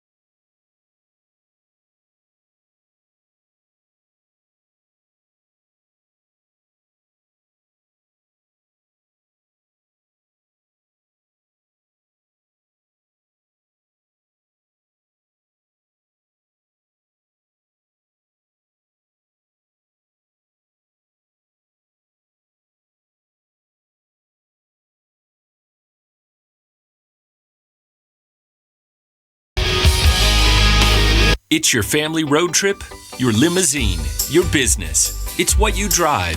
Take care of it at Point S Tire and Auto Service. For tires and expert service you can trust. Get to the point. Point S, expert service guaranteed.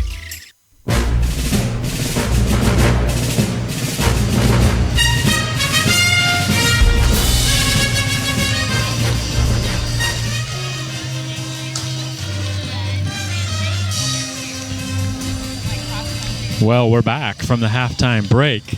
And there's about a minute left on the halftime clock. Both teams are out stretching a little bit. We got treated to some flag football from the local community kids. Well, can you even call it football? No, I know. We just had this conversation off the air. I'm willing to have it on the air. Yes. Flag football, not football.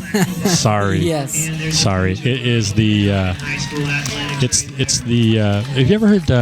What's the guy, the sports commentator from years ago, Jim Rome? The way he used to talk about soccer. No. It was going to be the end of the Western civilization.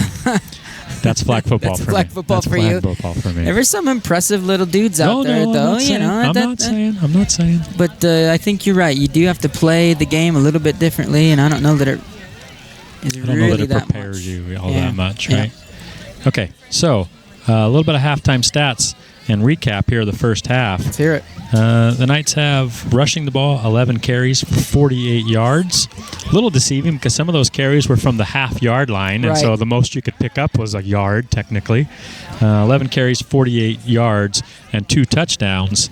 Both of those touchdowns are actually to Sawyer Jinks.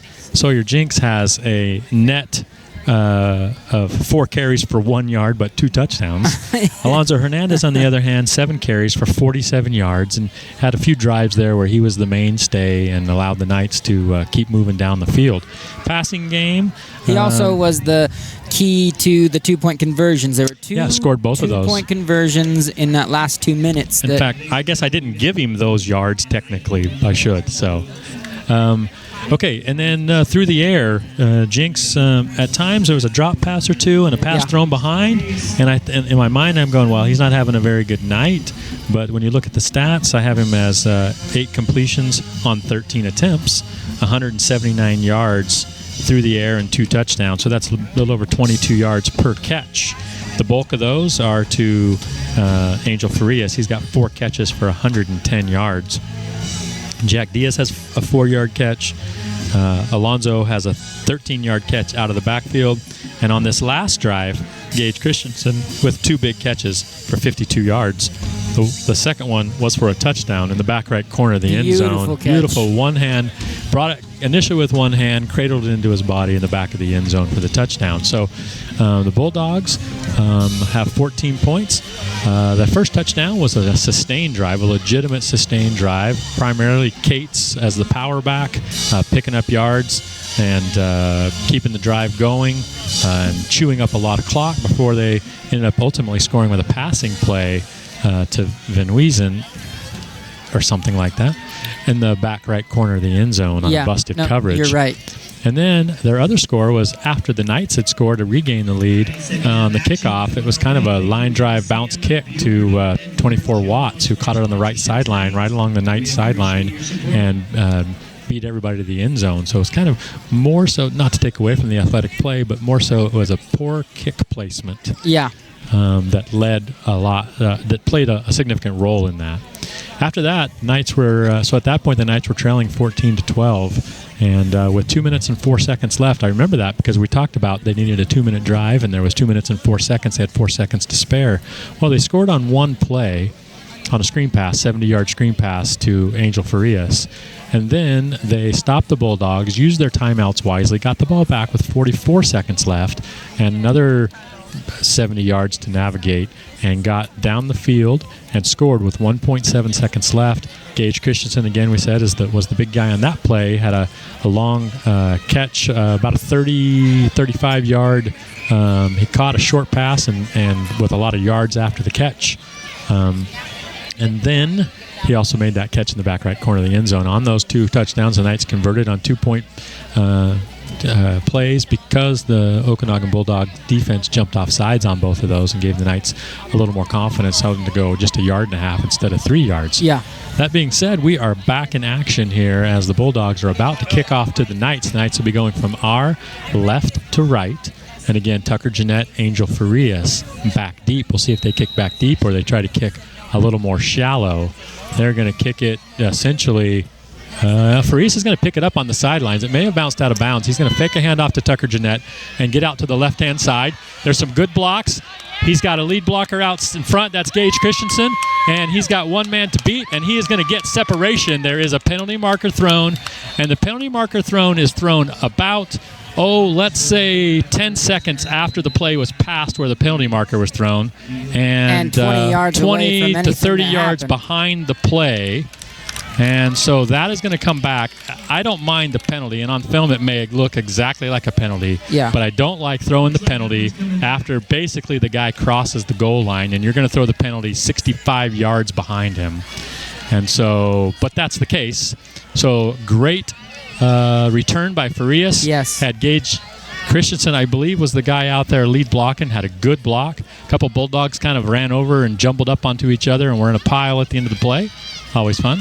And but it's not going to convert to a touchdown as the Knights are going to have to start inside their own 30 down to about the 25-yard line.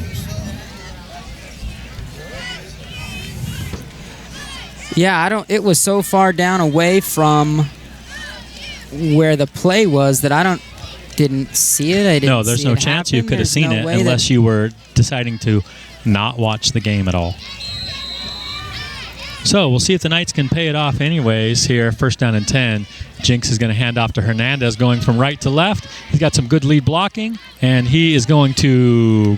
Boy, he's still up. Looked like he was going to barely get the first down, and he's going to pick up an extra 4 yards on top of it, 14-yard carry along the left side. So that's behind Big Logan Gomez and Leighton Bateman. Yeah. For a 14-yard carry. Good, patient run there. He knew where the hole was, and he had blockers out in front of him, and he kind of had his hand out on one of them, like, let's go, big boy. He does a good job following his blockers. Tucker Jeanette does an excellent job of that as well. Yeah. Instead, now in the backfield, you're going to have Lorenzo Myrick, looks like, next to Jinx. And he's going to come out of the backfield. Jinx is going to step up and make a throw. It's intended for Myrick. And there was some miscommunication, obviously, on that play as he threw short and Myrick went deep. I think if he would have been able to set his feet and get the ball up in the air, Myrick had the better idea. He was open deep down that seam route after coming out of the backfield. That's the same play that I was talking about earlier that I've seen Tucker Jeanette run to good production, and that was the same idea right there. So we'll see what it looks like as the Knights have second down and 10 now from their own 39-yard line. Now it's Hernandez in the backfield. 3 receivers to the right, and he's going to hand it off to Hernandez. Same play before, going left to right to left, and following those guys, those linemen.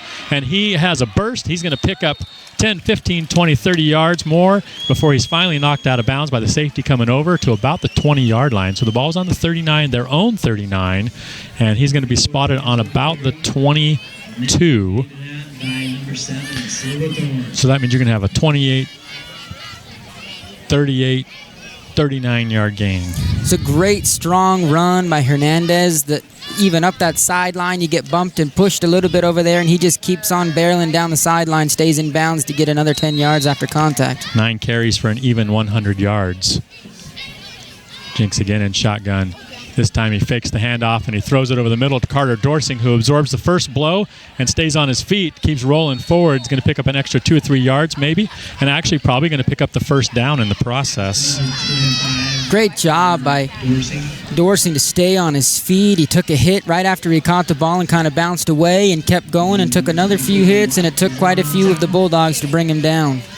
Going to go from the 22-yard line down inside the 10 to about the 8.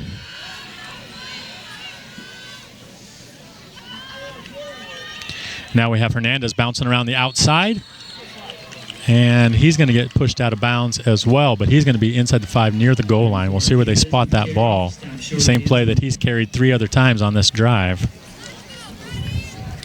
They're going to mark him just short of the goal line. He was lunging at it towards the end there. He just must have just barely missed it. Went from the 8-yard line down to the 1.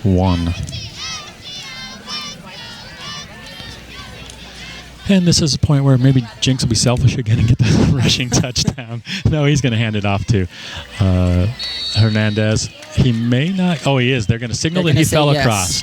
So Hernandez gets the rushing touchdown on a 1-yard gain. And the Knights are going to extend their lead by a score of 34-14, pending the extra point. Now the Knights got a few extra points behind, but then made them up at the end of the second half. So they'll be back on track here if Guerrero can punch this extra point through. Snap is good. The hold is good. Guerrero is good. And with 10 minutes and 42 seconds left in the third quarter, the Knights have jumped out to a 35-14 lead. You're listening to RoyalKnightsFootball.com.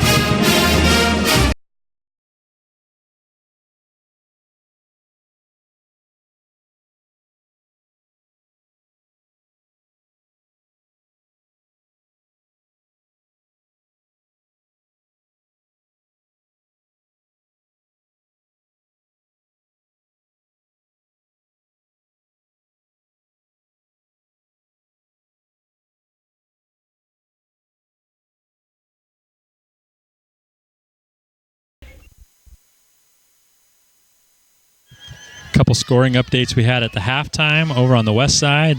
Two teams that looked like they could be competitive over there.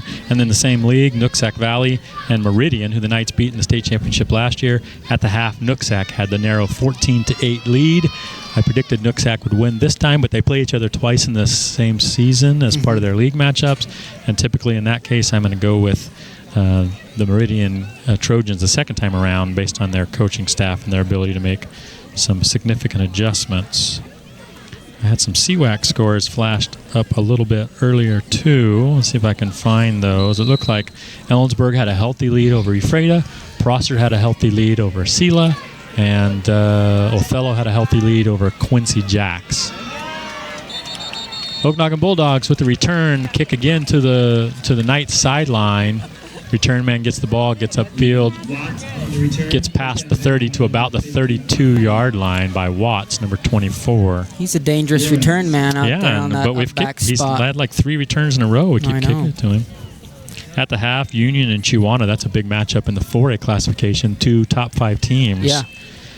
13 Union, 9 Chihuahua. Camas and Bellevue, 21-14. Camas with the lead.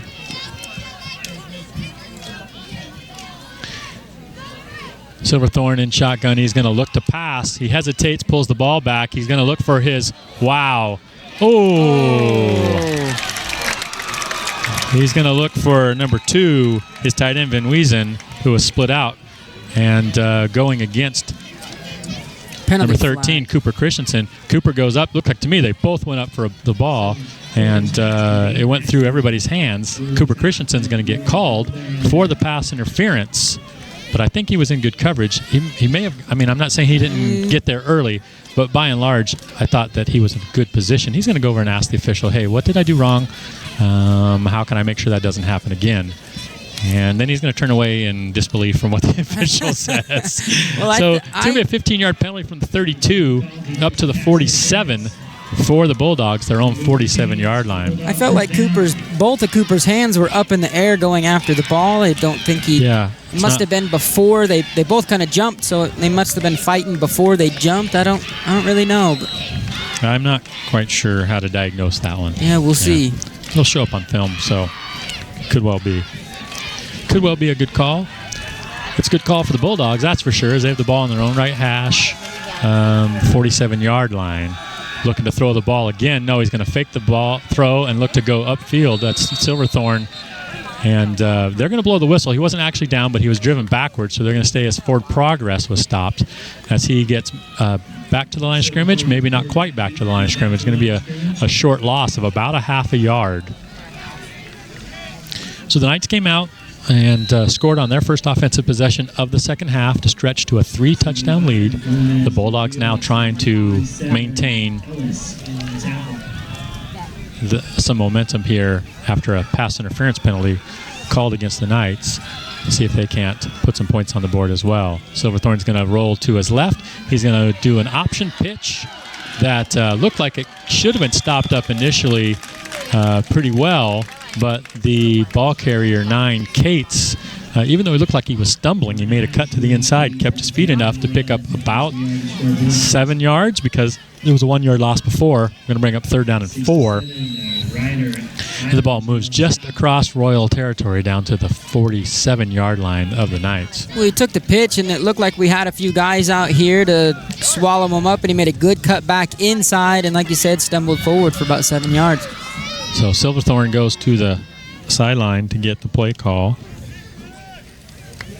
from Coach Judd. Ball's near the left hash. 3rd down and about 4. They're going to fake the handoff to Grooms, give it to Cates, and he's going to get stacked up. That defensive line of the Knights looking pretty good right now as number 67 for the Knights, Ryder Eilers, that nose tackle. You know, he doesn't get a lot of tackles. He gets the tackle, or at least an assist on that one. His job is to just how do I say it? Right? His job is to demand a double team, right? His job is to eat space and eat blockers. There you go. And allow those linebackers to flow. That time he did his job and got the tackle on top of it. 4th down and 4, but I'm not sure the Knights trust that the Bulldogs are going to punt, even though they're going to send Farias back. They do get a punt. It's a really nice punt, and it may go, well, Frias is going to get it on about the 4-yard line, avoids the first guy, avoids the second guy, tries to get out to the left, waiting for a wall to be set up. There's going to be a penalty marker thrown. So here's going to be another touchdown by Angel Farias that's not going to count, as he has his second kickoff or punt return for touchdowns that's going to be called back by a penalty. And then we got a little bit of jostling between the Knights. Logan Gomez, number 75, his helmet's off. I assume he's saying it got knocked off. Looked like number 2 was in the tussle with him. Hazen gotten a little tussle with him, and there's a penalty marker there as well. So we'll see what that penalty marker. I wish you could offset penalties and count the play. Right, yeah, wouldn't that be great? I don't know what they'll do here.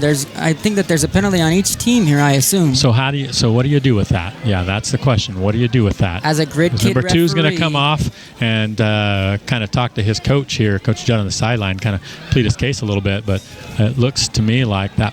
I'm waiting to see what they decide to call on that one. They're definitely calling an illegal block way back on about those flags on about the 13-yard line. Yep.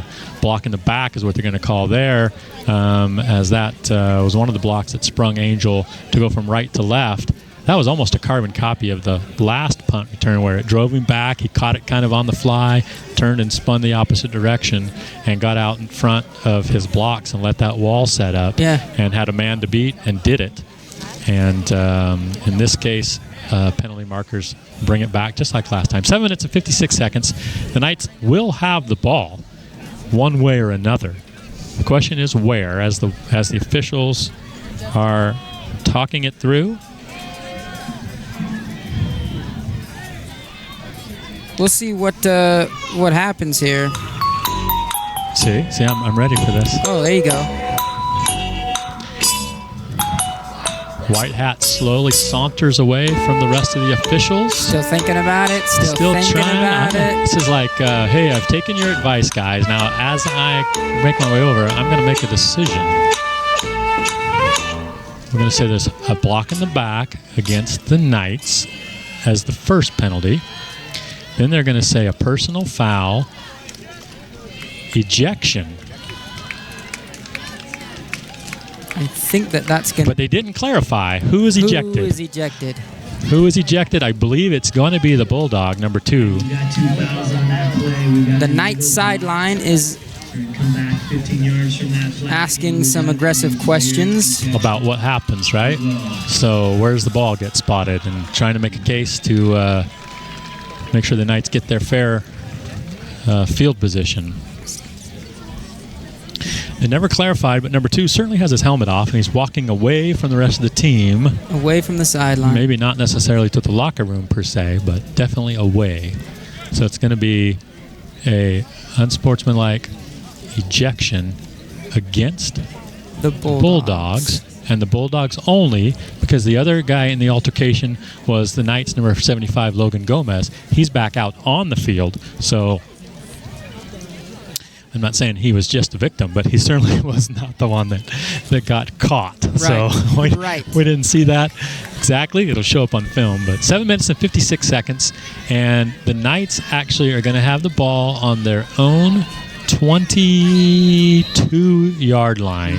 Jinx is going to be in shotgun. Hernandez to his left. He's going to have two receivers to his left and tight end to the right. Double tight end, actually.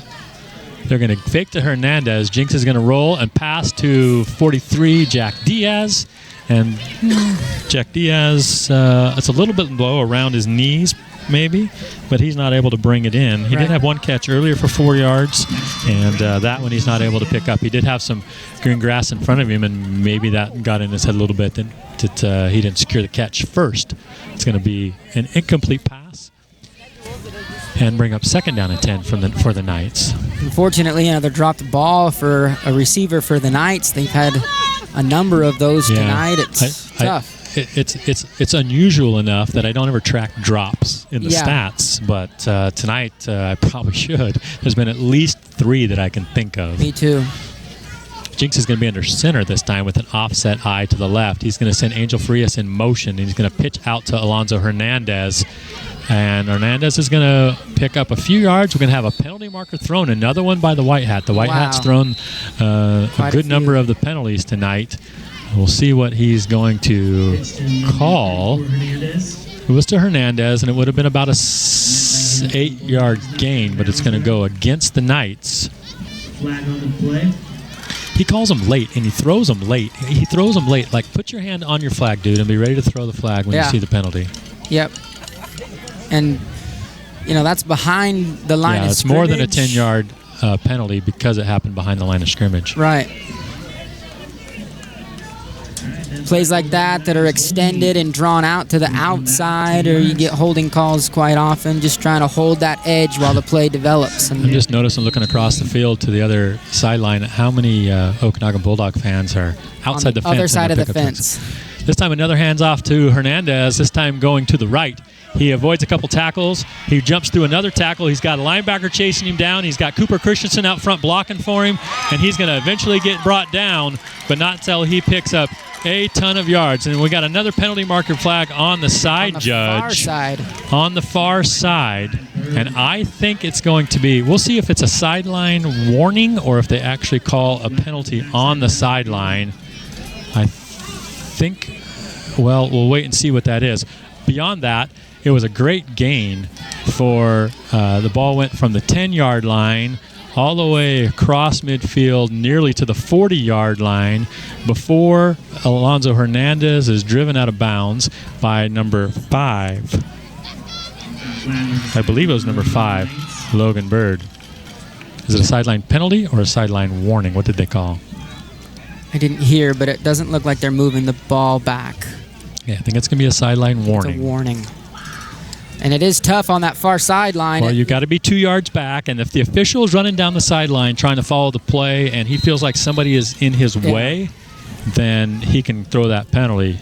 Typically, it's a warning. Well, there's about a yard onto the grass of the box the players are supposed to be in, the bleachers for the people right behind them. That's not a lot of space over there. Jinx is going to fake the handoff and look downfield to Angel Farias. Angel's just waiting to see.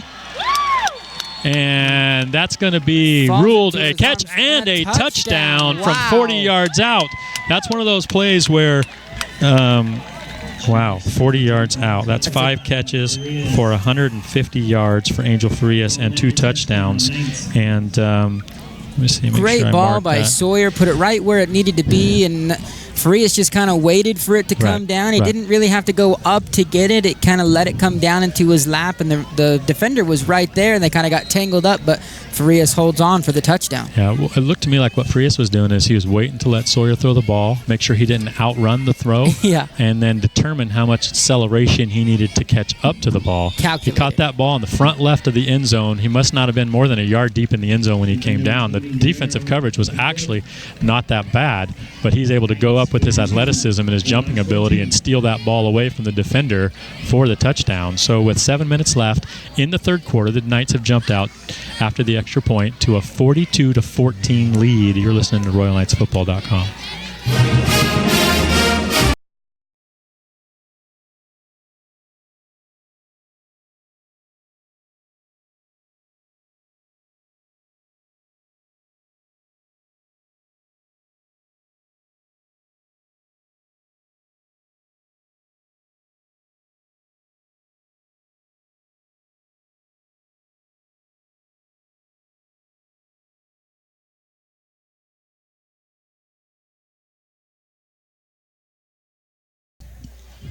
So that was a 90-yard drive, but only 2 plays. 50-yard run by Alonzo Hernandez, and then a 40-yard catch by Angel Farias on a really well-thrown ball by Sawyer Jinks. That's Sawyer Jinks' 3rd passing touchdown of the night. And the Knights will be kicking off again here to the Bulldogs as they're trying to shuffle some guys in, make sure they have enough guys on the kickoff return team. Clock stopped at exactly 7 minutes left in the third quarter. The Knights have scored 2 touchdowns here in the first 5 minutes of the third quarter. It's going to be a high kick over to the right, and it's going to be caught. And the field is starting to get slick. There's a little bit of rain coming down. My driver's ed instructor told me that the roads are slickest when it first starts raining.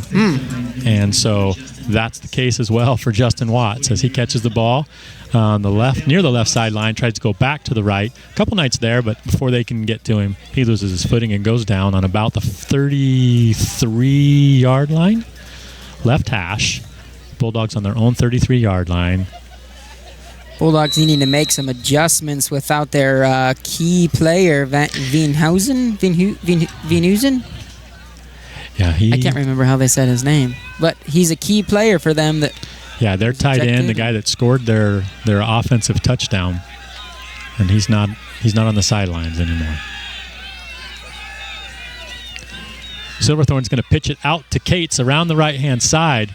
Defense does a good job getting outside, turning him back in. I want to give credit to who that was. That was Tyler Allred that turned him back in, even though he didn't touch Cates or wasn't involved directly in the tackle.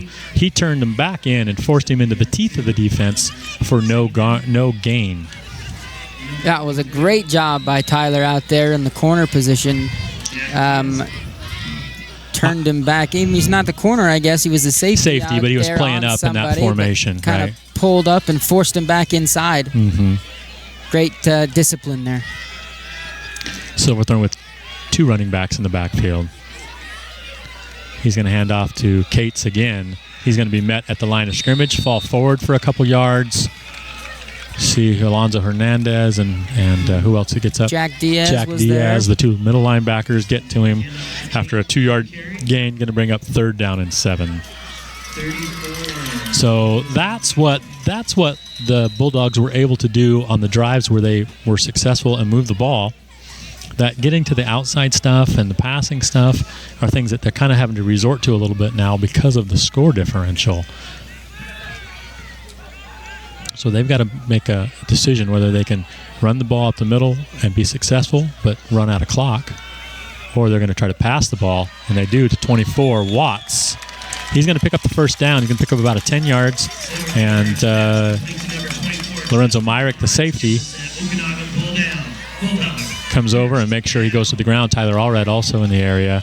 Lorenzo Myrick, nice job sportsmanship, helping Watts up after that play as they move the ball out to their own 46-yard line with 5.5 minutes left in the third quarter, trailing the Knights by 4 scores. Silverthorne again in pistol. Cates behind him. He's got motion going from right to left from Watts. He's going to fake a handoff, and he's going to throw the ball. He's going to throw it deep to number 10, Ramos, who does a good job with the catch and then tries to navigate his way to the end zone before he's brought down, but not until he gets inside the 15-yard line. 3 Knights eventually converge to bring him down, but he makes a nice catch and avoids the first Knight defender. Angel Farias said, you know what, I'm going to get back to about the 10-yard line, and that way if those other guys miss you, I'm going to come up and make the stop. Yeah. And nice play. Nice play. I think the Knights defense got sucked in a little bit, trying to be aggressive on the run, which is what they've had success with. The Bulldogs have had success with the run and just got beat a little bit deep on that play. Cates gets the ball going up the middle. Ryder Eilers gets back in the backfield, one of the Knights that helps pull him down. Also, Alonzo Hernandez from the linebacker spot coming up from the front side. It's going to be about a 1-yard gain, bring up 2nd down and 9. The ball is going to move from the 15 down to the 14 for the Bulldogs. Ball looks like it's essentially centered between the hashes. Is that play for the Bulldogs? They bring somebody in motion and then give it to Cates right up the middle on that dive play. Had good success with it tonight. This time he looks to pass to the left, screen pass to Ramos, and it's out beyond his reach. Probably didn't matter much because he was near the line of scrimmage. If he would have caught it, Cooper Christensen was right there to bring him down. No gain on the incompletion. Captain Obvious says no gain on an incompletion. Yeah, of course. 3rd down and 9. Well, your job is to paint a picture for people who are listening who can't see it. So okay. There's nothing wrong with... No. When I'm wrong, am I doing okay justifying what you said? You're my partner. I got your back. Okay, I got your back. All right. Well, I might test that before the night's over. Okay. 3rd down and 9 from the 14-yard line for the Bulldogs as they try to put some points on the board here after the Knights have scored the last 4 touchdowns in a row. He's going to drop back and look to his left, but he's got pressure coming, and he's going to get brought down. Initial guy back there didn't get him. That was 87 Owen Ellis, but then ultimately Logan Gomez was one of the Knights that brought him down for quarterback on a short loss. He initially looked to the left, didn't see anything he liked, thought he would try to get something with his feet up the middle, and that got shut down as well. So they're set up to attempt a field goal. If the field goal is successful, it would be a 31-yard field goal, and that's a nice leg. The kick is up, and the kick is through. Okay, finally they signaled. I thought it was pretty obviously. It was from 32. I think it would have been good from 42. That's an impressive leg. That's great. Of course, we don't see a lot of field goal attempts, so it's kind of a rarity for us to see that. But with 3 minutes and 49 seconds left in the 3rd quarter, the Okanogan Bulldogs kick a field goal to narrow the gap a little bit. The Knights have a 42-17 lead. You're listening to RoyalKnightsFootball.com. Hard work, determination, team spirit. These are all qualities that put a winning team on the field, and the folks at Saddle Mountain Supply know something about a winning team. For over 30 years, Saddle Mountain Supply has worked hard to provide the highest level of service to the local community. They are determined to offer the best quality products at competitive prices, and they boast one of the top teams in the ag industry, ready to offer a helping hand or timely assistance. From bookwork to fieldwork, from accurate applications to reliable recommendations, Saddle Mountain Supply is committed to using the latest in technology and training to attend all your agronomic needs. Check out our website at www.performanceag.com for the latest in industry trends and market prices. Saddle Mountain Supply at performanceag.com. Quality you can count on, performance you can plan on. Okay, so the Bulldogs salvaged some points out of that drive. I know they would have rather got 7. They do get 3 after a big pass play to Ramos, who gets them down to about the 15-yard line. It's going to be a kick to the left side. It's going to be kicked right out of bounds. So the penalty marker will go down, and the ball will be moved out to the 35-yard line for the Knights as they look to continue their offensive production over the last few series. Looks like it's number 5. We called him in the last drive, Logan Bird, with a tackle, and I believe it's 5 that's replaced number 2 who got ejected from the game. I think he's the one that's taken that safety or safety spot. Yeah. No, outside linebacker. Outside linebacker. Looks like. Yeah.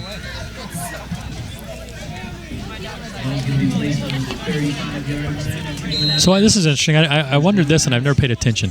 The ball goes out of bounds on the right side, so they put the ball on the right hash. I thought they would center the ball. Yeah. But I don't know if you have a chance to request or anything like that. I'm not sure. Bunch formation to the left. It's going to be a fake handoff to Alonzo Hernandez, and Jinx is going to throw the ball downfield. He's got Carter Dorsing, and he throws too much of a he doesn't get enough air underneath it. Let's say that. I think Carter had about 4 or 5 yards beyond the defender, and if that ball could have been a little more air under it. We saw him throw a ball like that against, who was that against that he threw a ball?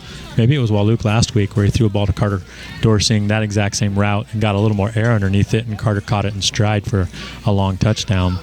This time it's an incomplete pass, and they'll bring the ball right back to where it was on the right hash, 2nd down and 10 for the Knights from their own 35-yard line. He's going to have a double tight end formation this time. And he's going to hand off to Hernandez to the right. Good block out there by number 43. Jack Diaz, sorry, my world just went topsy-turvy. 34. Good run. I think the play kind of blew up a little bit. I don't think he went where he was initially needing to go or wanting to go, and he bounced it outside and got 4 yards on the play. So that was a good run by Alonzo. Good Still blocking. 13 carries for 162 yards. Not a bad day. Not a bad day at the office. 2 receivers wide left. Double tight formation again. Jinx is going to fake the handoff this time, and he's going to throw the ball out to Owen Ellis. It looked to me like, yes, we're going to get that. Number 5, Bird, the new guy in, is going to be called for holding, or whether it's pass interference or holding, I'm not sure. Probably it's holding because I think he had a hold of him before the ball was in the air. Yeah. That's the difference. If the ball is not in the air yet, then it's holding. If the ball is in the air when the infraction occurs, then it's pass interference. And the white hat's going to jog over and see what determination the side judge made on that. It's going to be holding. Holding will be 10 yards for the Knights. They had a 3rd down and 6, and they're going to pick up the 10 yards and move the ball nearly to midfield and enough for the 1st down. 3 minutes and 35 seconds left in the 3rd quarter. The Knights up 42-7, and early in this drive, benefiting from a defensive holding on the tight end. The tight end was held by the outside linebacker. Ball moves to the 49.9 yard line.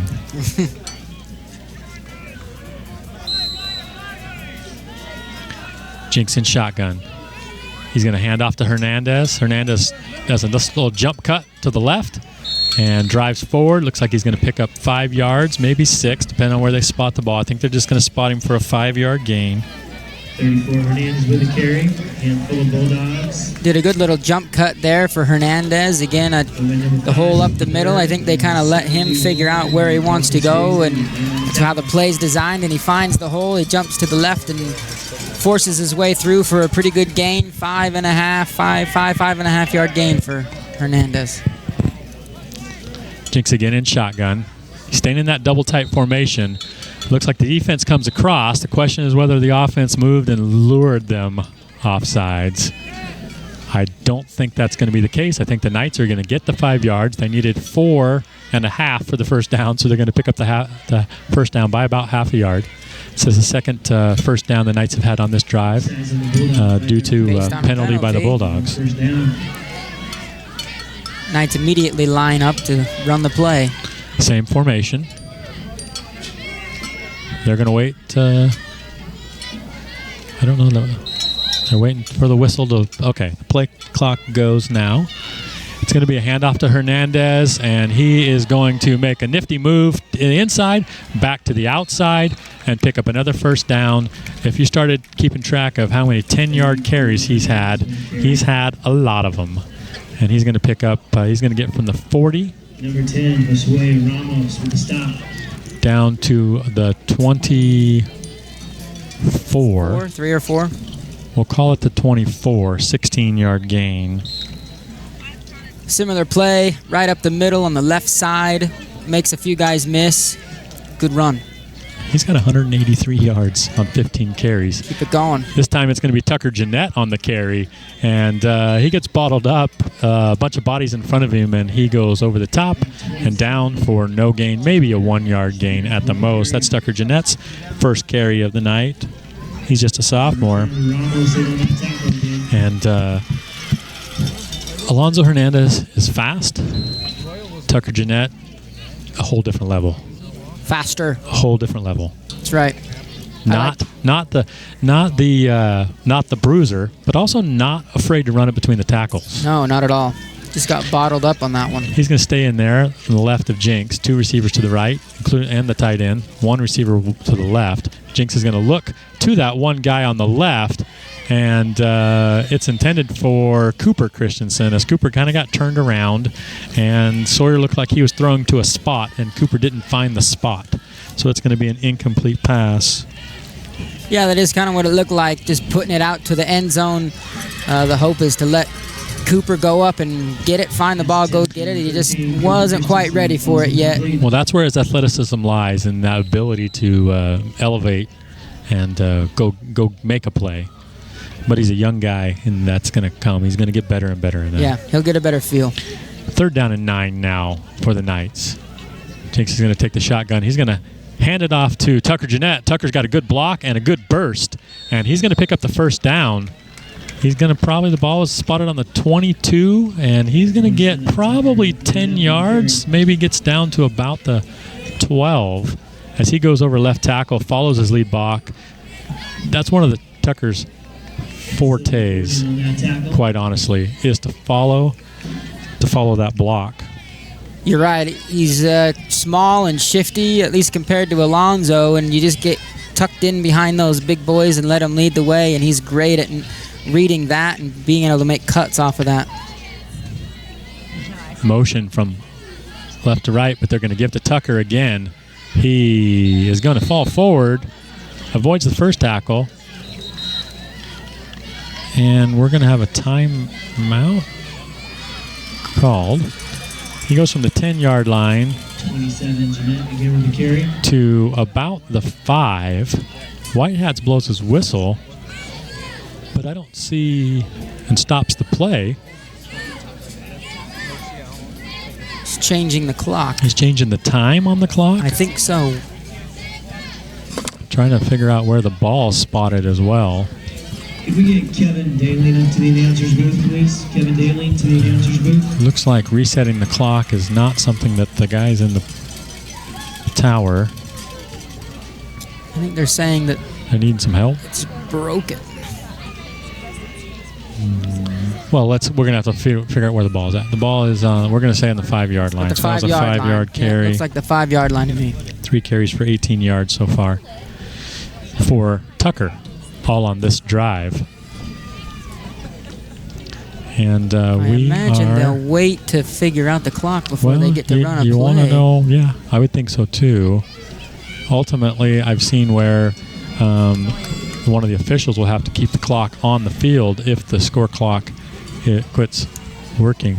Boy, when the lights go, when it goes dark around here and you look up that hillside, it looks like some of those houses are just floating up there, doesn't it? Yeah. Nice view from some of those homes up on the hilltop here in Okanogan. Too bad that the scoreboard is right up against that hill. Yeah, the scoreboard was the other way. They could sit out on their deck and watch a little football. Tucker Jeanette's going to get the ball, and he needs to get 5 yards for the touchdown, and he does it. So that is the Tucker Jeanette drive. 4 carries for 23 yards. It's good for the young man. And a touchdown.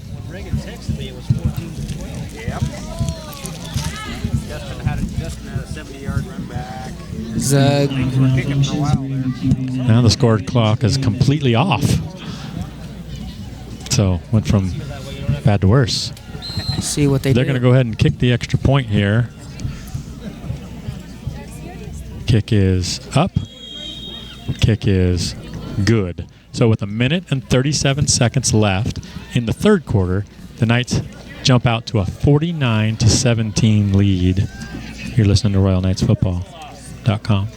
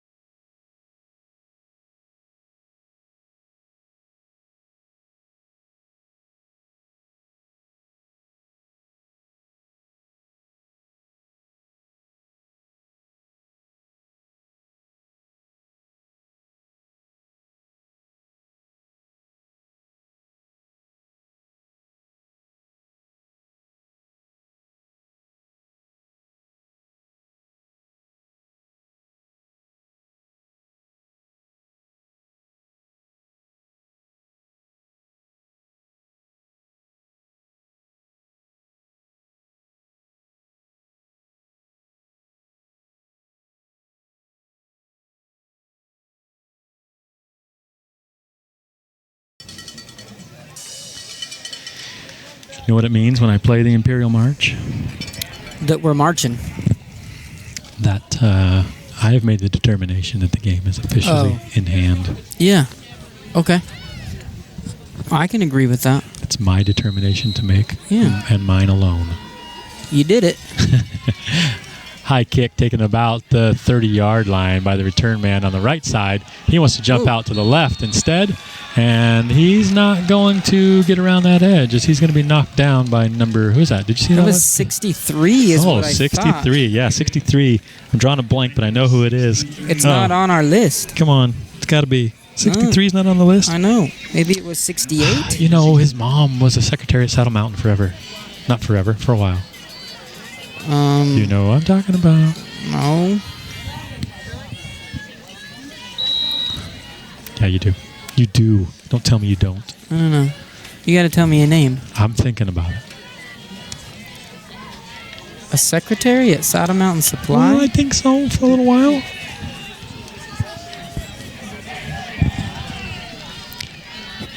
Silverthorne going to hand off to up the middle to our left tackle to Cates. He's drugged down. Jack Diaz. Get credit for that tackle. It's going to be a gain, a short gain. Picks up a couple yards. Of about, maybe only about 1 yard. Going to be second down and 9. Short gain, but a strong run. Cates is just good at that.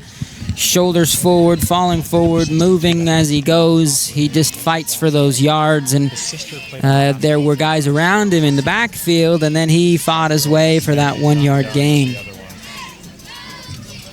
Silverthorne brings the play out to the huddle. The Bulldogs break.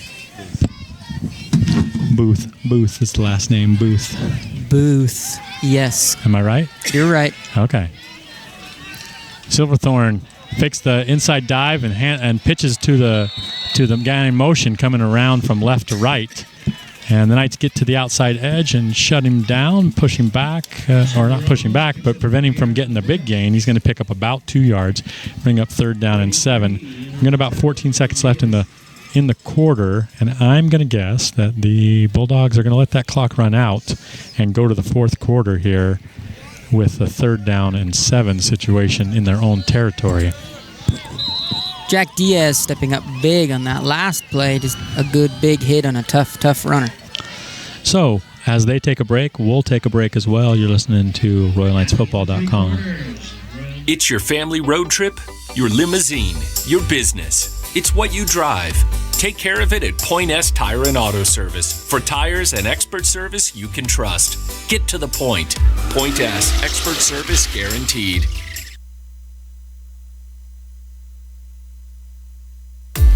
Mud, no problem. Bugs, no problem. Nasty road salt, no problem. Splash and Dash can handle it all.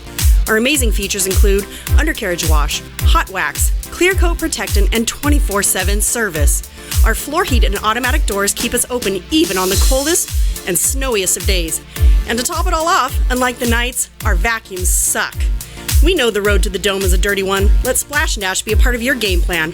Follow us on Facebook at Splash and Dash Car and Truck Wash for special promotional offers.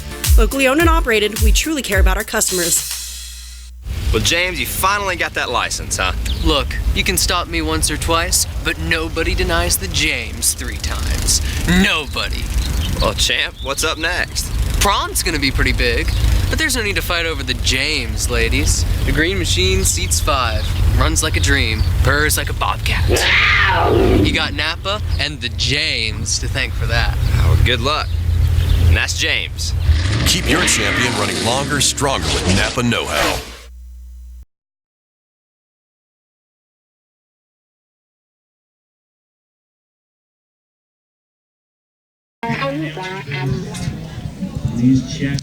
So we're back at it here in the fourth quarter. The Knights have a 49-17 lead, and the Bulldogs have 3rd and 7 in their own territory. Ball on the right hash as Silverthorne's barking out some commands to the guys to his left. He's going to send motion from right to left and give to that motion number 30, Kaling, who makes a nice initial move to cut back to the inside, and pick up enough for the first down. So he needed 7. He's going to pick up nearly 10 on that play and keep this drive alive and the ball out of the hands of the Knights. We didn't talk about it before, but good crowd, good home crowd from Okanogan. Yeah. Stands are full. But now in the fourth quarter and trailing the Knights 49-17, you're starting to see some of that. A little bit of rain coming down. You're starting to see some of the fans trickle out. Pretty good turnout for the Knights fan base based on a 2.5-hour drive. Yeah. I say that as my wife is sitting home listening to the game, so I'm going to call her out a little bit. Lucky her. Yeah. I mean, you're missing it. Yeah, she's missing it completely. First down, Silverthorne's going to turn and pitch to the right to his big man, and he's going to be brought down. Number 5, Angel Farias. Number 43,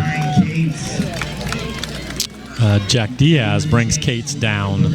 As Cates still running hard, although he's flexing his hip a little bit here, whether he injured himself, kind of putting his foot in the ground, making a cut, or whether that was the tackle. It looks like the wind got knocked him out a little bit. He's kind of got his hand on his belly button here a little bit.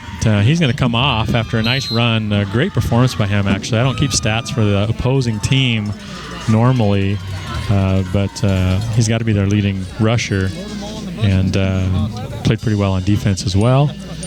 He does pick up the first down and move into Knight territory, down to the Knight 47-yard line.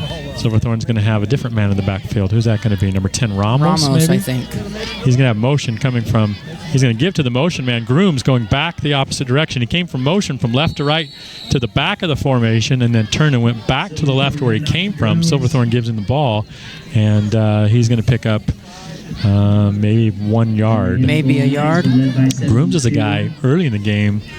They were using him a lot, and I was pretty concerned that we were going to be able to match the speed that he had. They really haven't gone to him much. They've gone to more of the passing game and more of that power running game, and haven't gone to Grooms. I think part of that is because they feel like maybe the Knights' defense is pretty quick and controls those outside edges pretty well. Second down and 9. 2 running backs to the left of Silverthorne. He's going to fake the dive and pitch to the Grooms, coming around the right side this time. He's going to probably pick up another 2 yards before he's stacked up just inside the Knights' 45-yard line. And good sportsmanship there. Lorenzo Myrick knocks him down on the tackle and then picks him back up. And Grooms appreciates the offer. And he's a little groggy. Dinged up. He's a little dinged up. He's going to come out, and Cates is going to come back in. But good to see that kind of sportsmanship, especially after there was a little bit of an altercation earlier on where a player got ejected from the game. And so glad to see this game kind of at least finishing with some good sportsmanship by both sides. And 2 quality opponents, 2 quality programs, 2 opponents that may well meet each other in the playoffs again. Knights getting the upper hand tonight. Watts in motion. They're going to fake to him and give to Cates up the middle. Cates is going to pick up another couple yards before he's hammered down at about the 40-yard line. It's going to bring up 4th down, probably 4th down in about 4, as he's going to not quite get to the 40. The ball will be spotted out to the 41. He's going to need to get a long 3, short 4 to pick up the first down. 9 minutes and 5 seconds left in the fourth quarter. Bulldogs grabbed early momentum in this game and jumped out to a 14-12 lead. And then the Knights reeled off a lot of points. Four straight touchdowns before the Bulldogs kicked a field goal to get to 17. Now the score stands 49-17 Royal. Yeah, Knights defense really playing tough, especially the D-line really figuring some things out. Bulldogs to pass. They put it up in the air. Cooper Christensen right underneath it and is in there for the interception. And he didn't run out of bounds. His brother will be so proud. Yes, he didn't run out of bounds. He was right there. The ball kind of hung up and didn't quite get as far as it needed to. The receiver kept running and just overran the ball by a few yards. And Cooper saw it early and waited underneath, went up and got it. Good job, Cooper. Isn't Cooper a center fielder? Yeah. Okay, well, he looked a lot like a center fielder on that play, didn't he? Yeah, he'd turn and run, get underneath it, set your feet. Pretty good. Yeah, get back underneath the ball. Don't run out of bounds. Don't run out of bounds. That's a direct order from older brother Zach. And the Knights are going to take over after that interception They're going to have the ball 1st and 10 from their own 32-yard line. Jinx is going to stay in the game. Tucker Jeanette's going to be his running back to the left. He's going to have 2 receivers to the left. And it looks like Coach Judd is going to call a timeout as he wants to set his defense. So as he takes a timeout, we'll take a timeout too. Timeout. You're listening to RoyalKnightsFootball.com. From the most trusted name in the Columbia Basin comes Callahan Gravel. You'll love Callahan's rock-solid product. Multiple applications include driveways, roads, stackyards, and landscaping. A pothole's worst nightmare. Call Callahan Gravel at 346-2208 to get rocked. It's your family road trip, your limousine, your business. It's what you drive. Take care of it at Point S Tire and Auto Service. For tires and expert service you can trust. Get to the point. Point S, expert service guaranteed.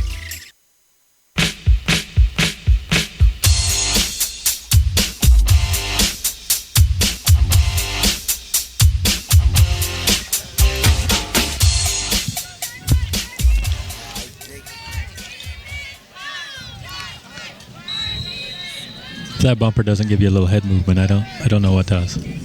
It did.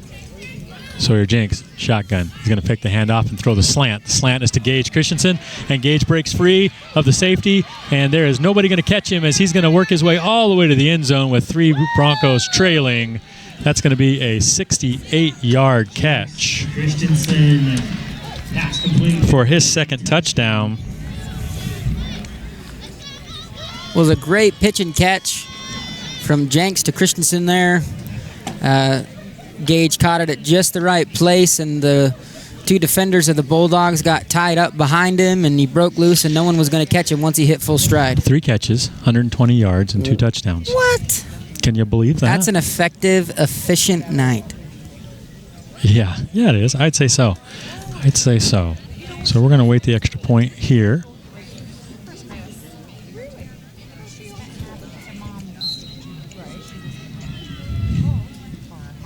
Snap is good. Hold is good. The kick is... We've got to nudge it a little bit with our mind powers, and we did it. We did it, Riley. Yes. We did it. It is good. 8 minutes and 15 seconds left in the fourth quarter. The Knights have a commanding 56-7 lead. You're listening to RoyalKnightsFootball.com.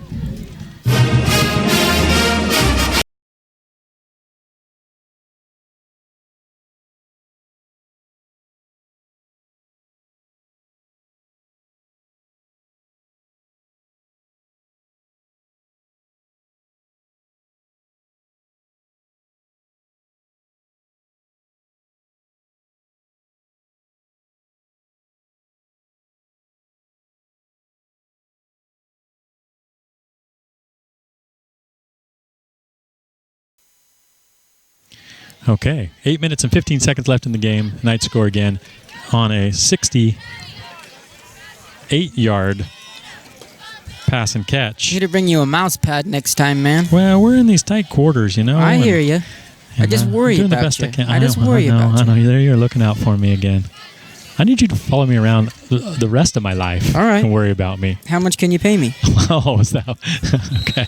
Now it comes down to the truth. Guerrero's going to kick a really high, really short kick, and it's going to be caught by one of the up men, and he's going to be driven down. Number 63, Hunter Booth, again on a special teams play, but it's going to be good field position for the Bulldogs as they're going to have the ball on their own 39-yard line. First down and 10. One thing we can start talking about is performanceag.com, performers of the game. Okay. And there's a couple names. Let me throw a couple names out there. Let me hear them. Okay. Alonzo Hernandez, usual suspect. 15 carries, 183 yards, and a touchdown. Mm-hmm. Also had a catch for 13 yards. Okay. We'll wait till the next in between plays. We'll talk about a couple more.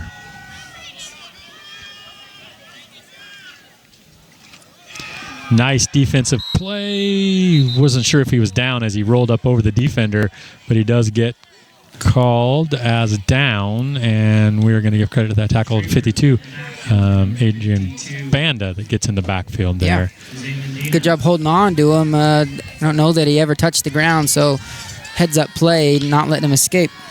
Sawyer Jinks has a slew of yards. He's got, that makes 270, about 300 yards passing and 3 touchdowns in the game. That's another candidate. Cates with the carry up the middle. Tough run. Runs through an ankle tackle. He comes up a little gimpy. It's going to be 3rd down and about 6 after about a 8-yard, about 8-yard gain. Okay. Angel Farias, 5 catches, 150 yards, 2 touchdowns, and 2 punt returns called back. I know that doesn't show in the stat line, but I like it. Yes. And then I'm going to talk about a 4th person. I'm going to talk about Gage Christensen, 3 catches, 120 yards, and 2 touchdowns. So those are my 4 nominees. Pitch outside to the man going in motion, puts his head down and gets through the first tackle, but ultimately brought down by Jack Diaz. Going to pick up about 3 or 4 yards, going to bring up 4th down and about 3 with 6.5 minutes left in the game. Just the ball out at the 46-yard line of the Bulldogs. So I gave you Hernandez, I gave you Jinks, I gave you Farias, and I gave you Gage Christensen. Now, last week, we went to Carter Dorsing, who had some great plays on special teams, some tackles for loss in the backfield on defense, and 2 catches for 86 yards. Both of those catches were touchdowns. Even though there were some other good performances along the way, recognizing a guy who had a good game particularly and stepped up big. Inside handoff on 4th down, and it's only going to pick up about a yard. So it's going to be a turnover on downs for the Bulldogs as the Knights will take over the ball in Bulldog territory with 5 minutes and 47 seconds left. And we're starting to see some seconds into the game for the Knights. You know, for me, okay, so let's say that Farias 2 touchdowns of the returns counted. Yes. In the bag for me. In the bag. Right?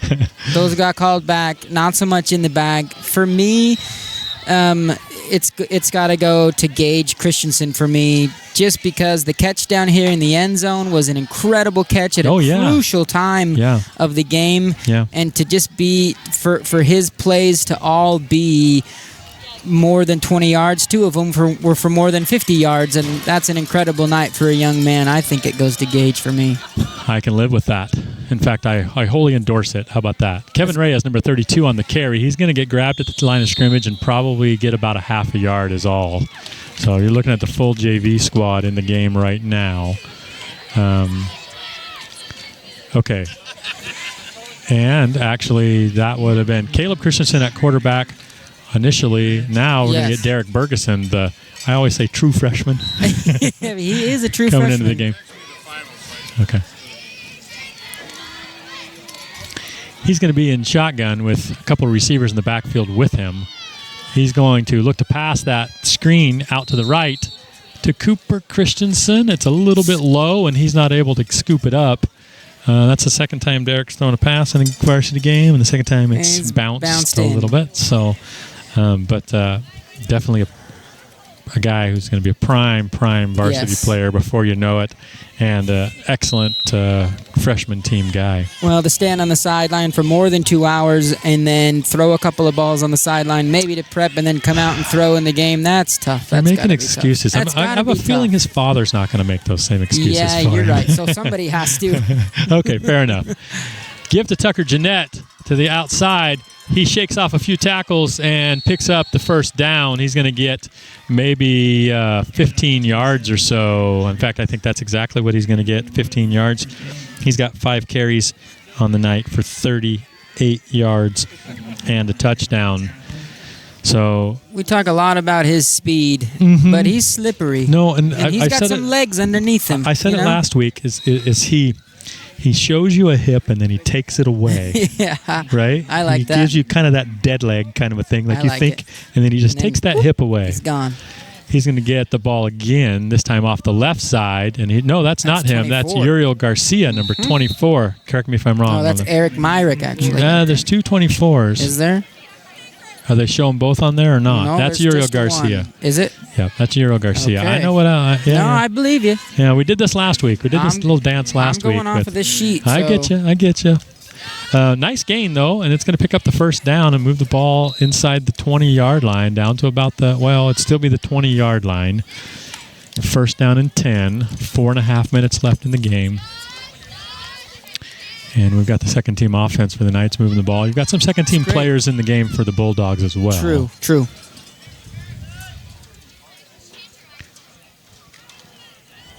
Give to number 46, Elliott Delay, but he's going to get bottled up for a short loss. Elliott had some strong runs in some mop-up time last week against the Wildwood Warriors. In fact, scored a varsity touchdown. Yeah. And looks strong with the JV squad, actually, on both sides of the ball. And kind of a kid that's getting stronger and more confident and potential kind of a power runner. Not that he lacks speed, but I think he's also going to be a guy that can break tackles as well. Yeah, and he hasn't played a lot of running back in the last couple of years even. I think he's been primarily a tight end, so it's kind of new, but he's been embracing it really well. Derek Bergeson in. He's going to hand off. And it's going to be a tackle for a loss. So when I say that the Bulldogs have some of their defensive starters out, that's not to say they have them all out. So that's Martin Grooms coming in and making the big play. And going to be a tackle for a loss. A few guys on the sideline. 78, the linebacker. 9, Cates. Also strong defensive player for them on the sideline. 7, Silverthorne on the sideline for them.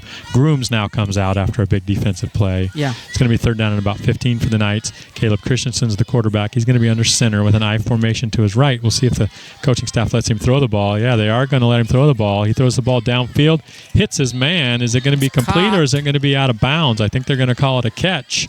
And that was a nice play. Let's see who made that catch. That's Tyler Piercy out there. Number 86, Tyler Piercy with the catch on the sideline. It's not going to be enough for the first down, but it's going to make a very manageable 4th and 2 for the Knights. And Derek Bergeson is going to, they're platooning quarterbacks right now. Derek Bergeson's going to come in and run the 4th down play here. You got to figure the defensive front for the Bulldogs loading up. So we'll see what the Knights decide to do here. They might try to roll this freshman quarterback out and give him an opportunity to throw a ball. Instead, he's going to keep it, and he's going to run up the middle, and he's going to get slung around, but not before he picks up the first down. He needed 2. He's going to get probably 4 on that conversion, and the Knights are going to move the ball down inside the 10-yard line. It'll be first and goal just outside the 5 at about the 6-yard line. 2 minutes and 27 seconds left in the game. Well, I don't know if that was a read play for him to keep it or give it, but if it was, he did a good job, and he kept it and kind of came up the middle. And it's a play he's entirely capable of. Yeah. Caleb Christensen back in at quarterback. Hand off this time. A dive towards the pile, towards the end zone. I think they're going to call him out short. Who is that? The running back. We're going to make sure. 22. Oh, that's Avery Ellis, the freshman. So you're seeing some freshmen get mixed. Avery Ellis, the younger brother of Owen Ellis, and Isaac Ellis, who graduated last year. And no disrespect to anybody else in that Ellis household, but Avery has the potential to for people to say. Isaac who? Yeah, he's already making waves. He's fun to watch. So Avery may well be, instead of being Isaac's brother, yes, he may well be the brother. The brother. Isaac may be Avery's brother. Derek Bergeson under center. Second and goal from about the 1-yard line. And he is going to take a knee with 1 minute and 11 seconds left. So this is the play that the Knights are going to take here, as they are not going to put more points on the board. They're going to let this clock run out and show some respect to the Bulldog side Good program that the Knights, like I said, could well face again in the playoff run. As a little bit different seeding this time around. You're going to have the top 16 teams, the 16 teams that make it into the playoffs. There's a committee that's going to look at them and decide which one's the number 1 and which one's the number 16. They'll play each other, and then they'll match 2-15, 3-14 down the line. I'm not going to go all the way in because I'll probably get confused and not get them all right as I go. But et cetera, et cetera. Et cetera, exactly. So you never know who you're going to face based on how the committee seeds everything. Sure. Now it's going to be another knee, and that should be enough to take us down. And so the Knights are going to come out with a win here by a score of 56-17 after what looked like it was going to be a nail-biter, 14-12 lead at one time by the Bulldogs. Then the Knights come out on offense and reel off touchdowns after touchdown after touchdown to come out with a 56-17 lead. That's not to say these Bulldogs aren't going to have a great season. This Caribou Trail League, I think, is theirs to be had. Yes. Cashmere, Cascade, decent programs, but this Okanogan program, especially if they stay healthy, I think is they're going to be a force to be reckoned with throughout the regular season in their league play, and coming into the playoffs, depending on how this seeding works, they may well also be able to make a nice run in the playoffs as well. So I think so too.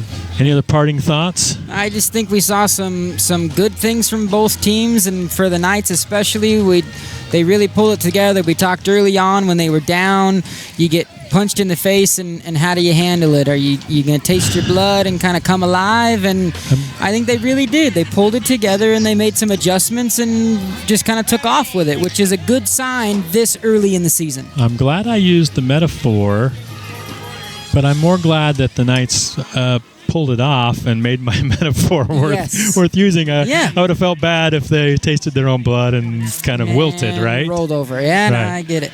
So they did well. Great job by the Knights. And we will be at home next week, and we will bring you video. It'll be homecoming week for the Knights, and they will face off against a league opponent, the Warden Cougars. The Warden Cougars coming in with some aspirations to try to compete with the Knights and knock them off. They lost to this Okanogan Bulldog team in week 1, but only by a score of 21-14. So the Knights will have to prepare well during the week, and it should be a good contest. So come out and watch the Knights, and we will see you next week. Thanks for listening in. You've been listening to RoyalKnightsFootball.com.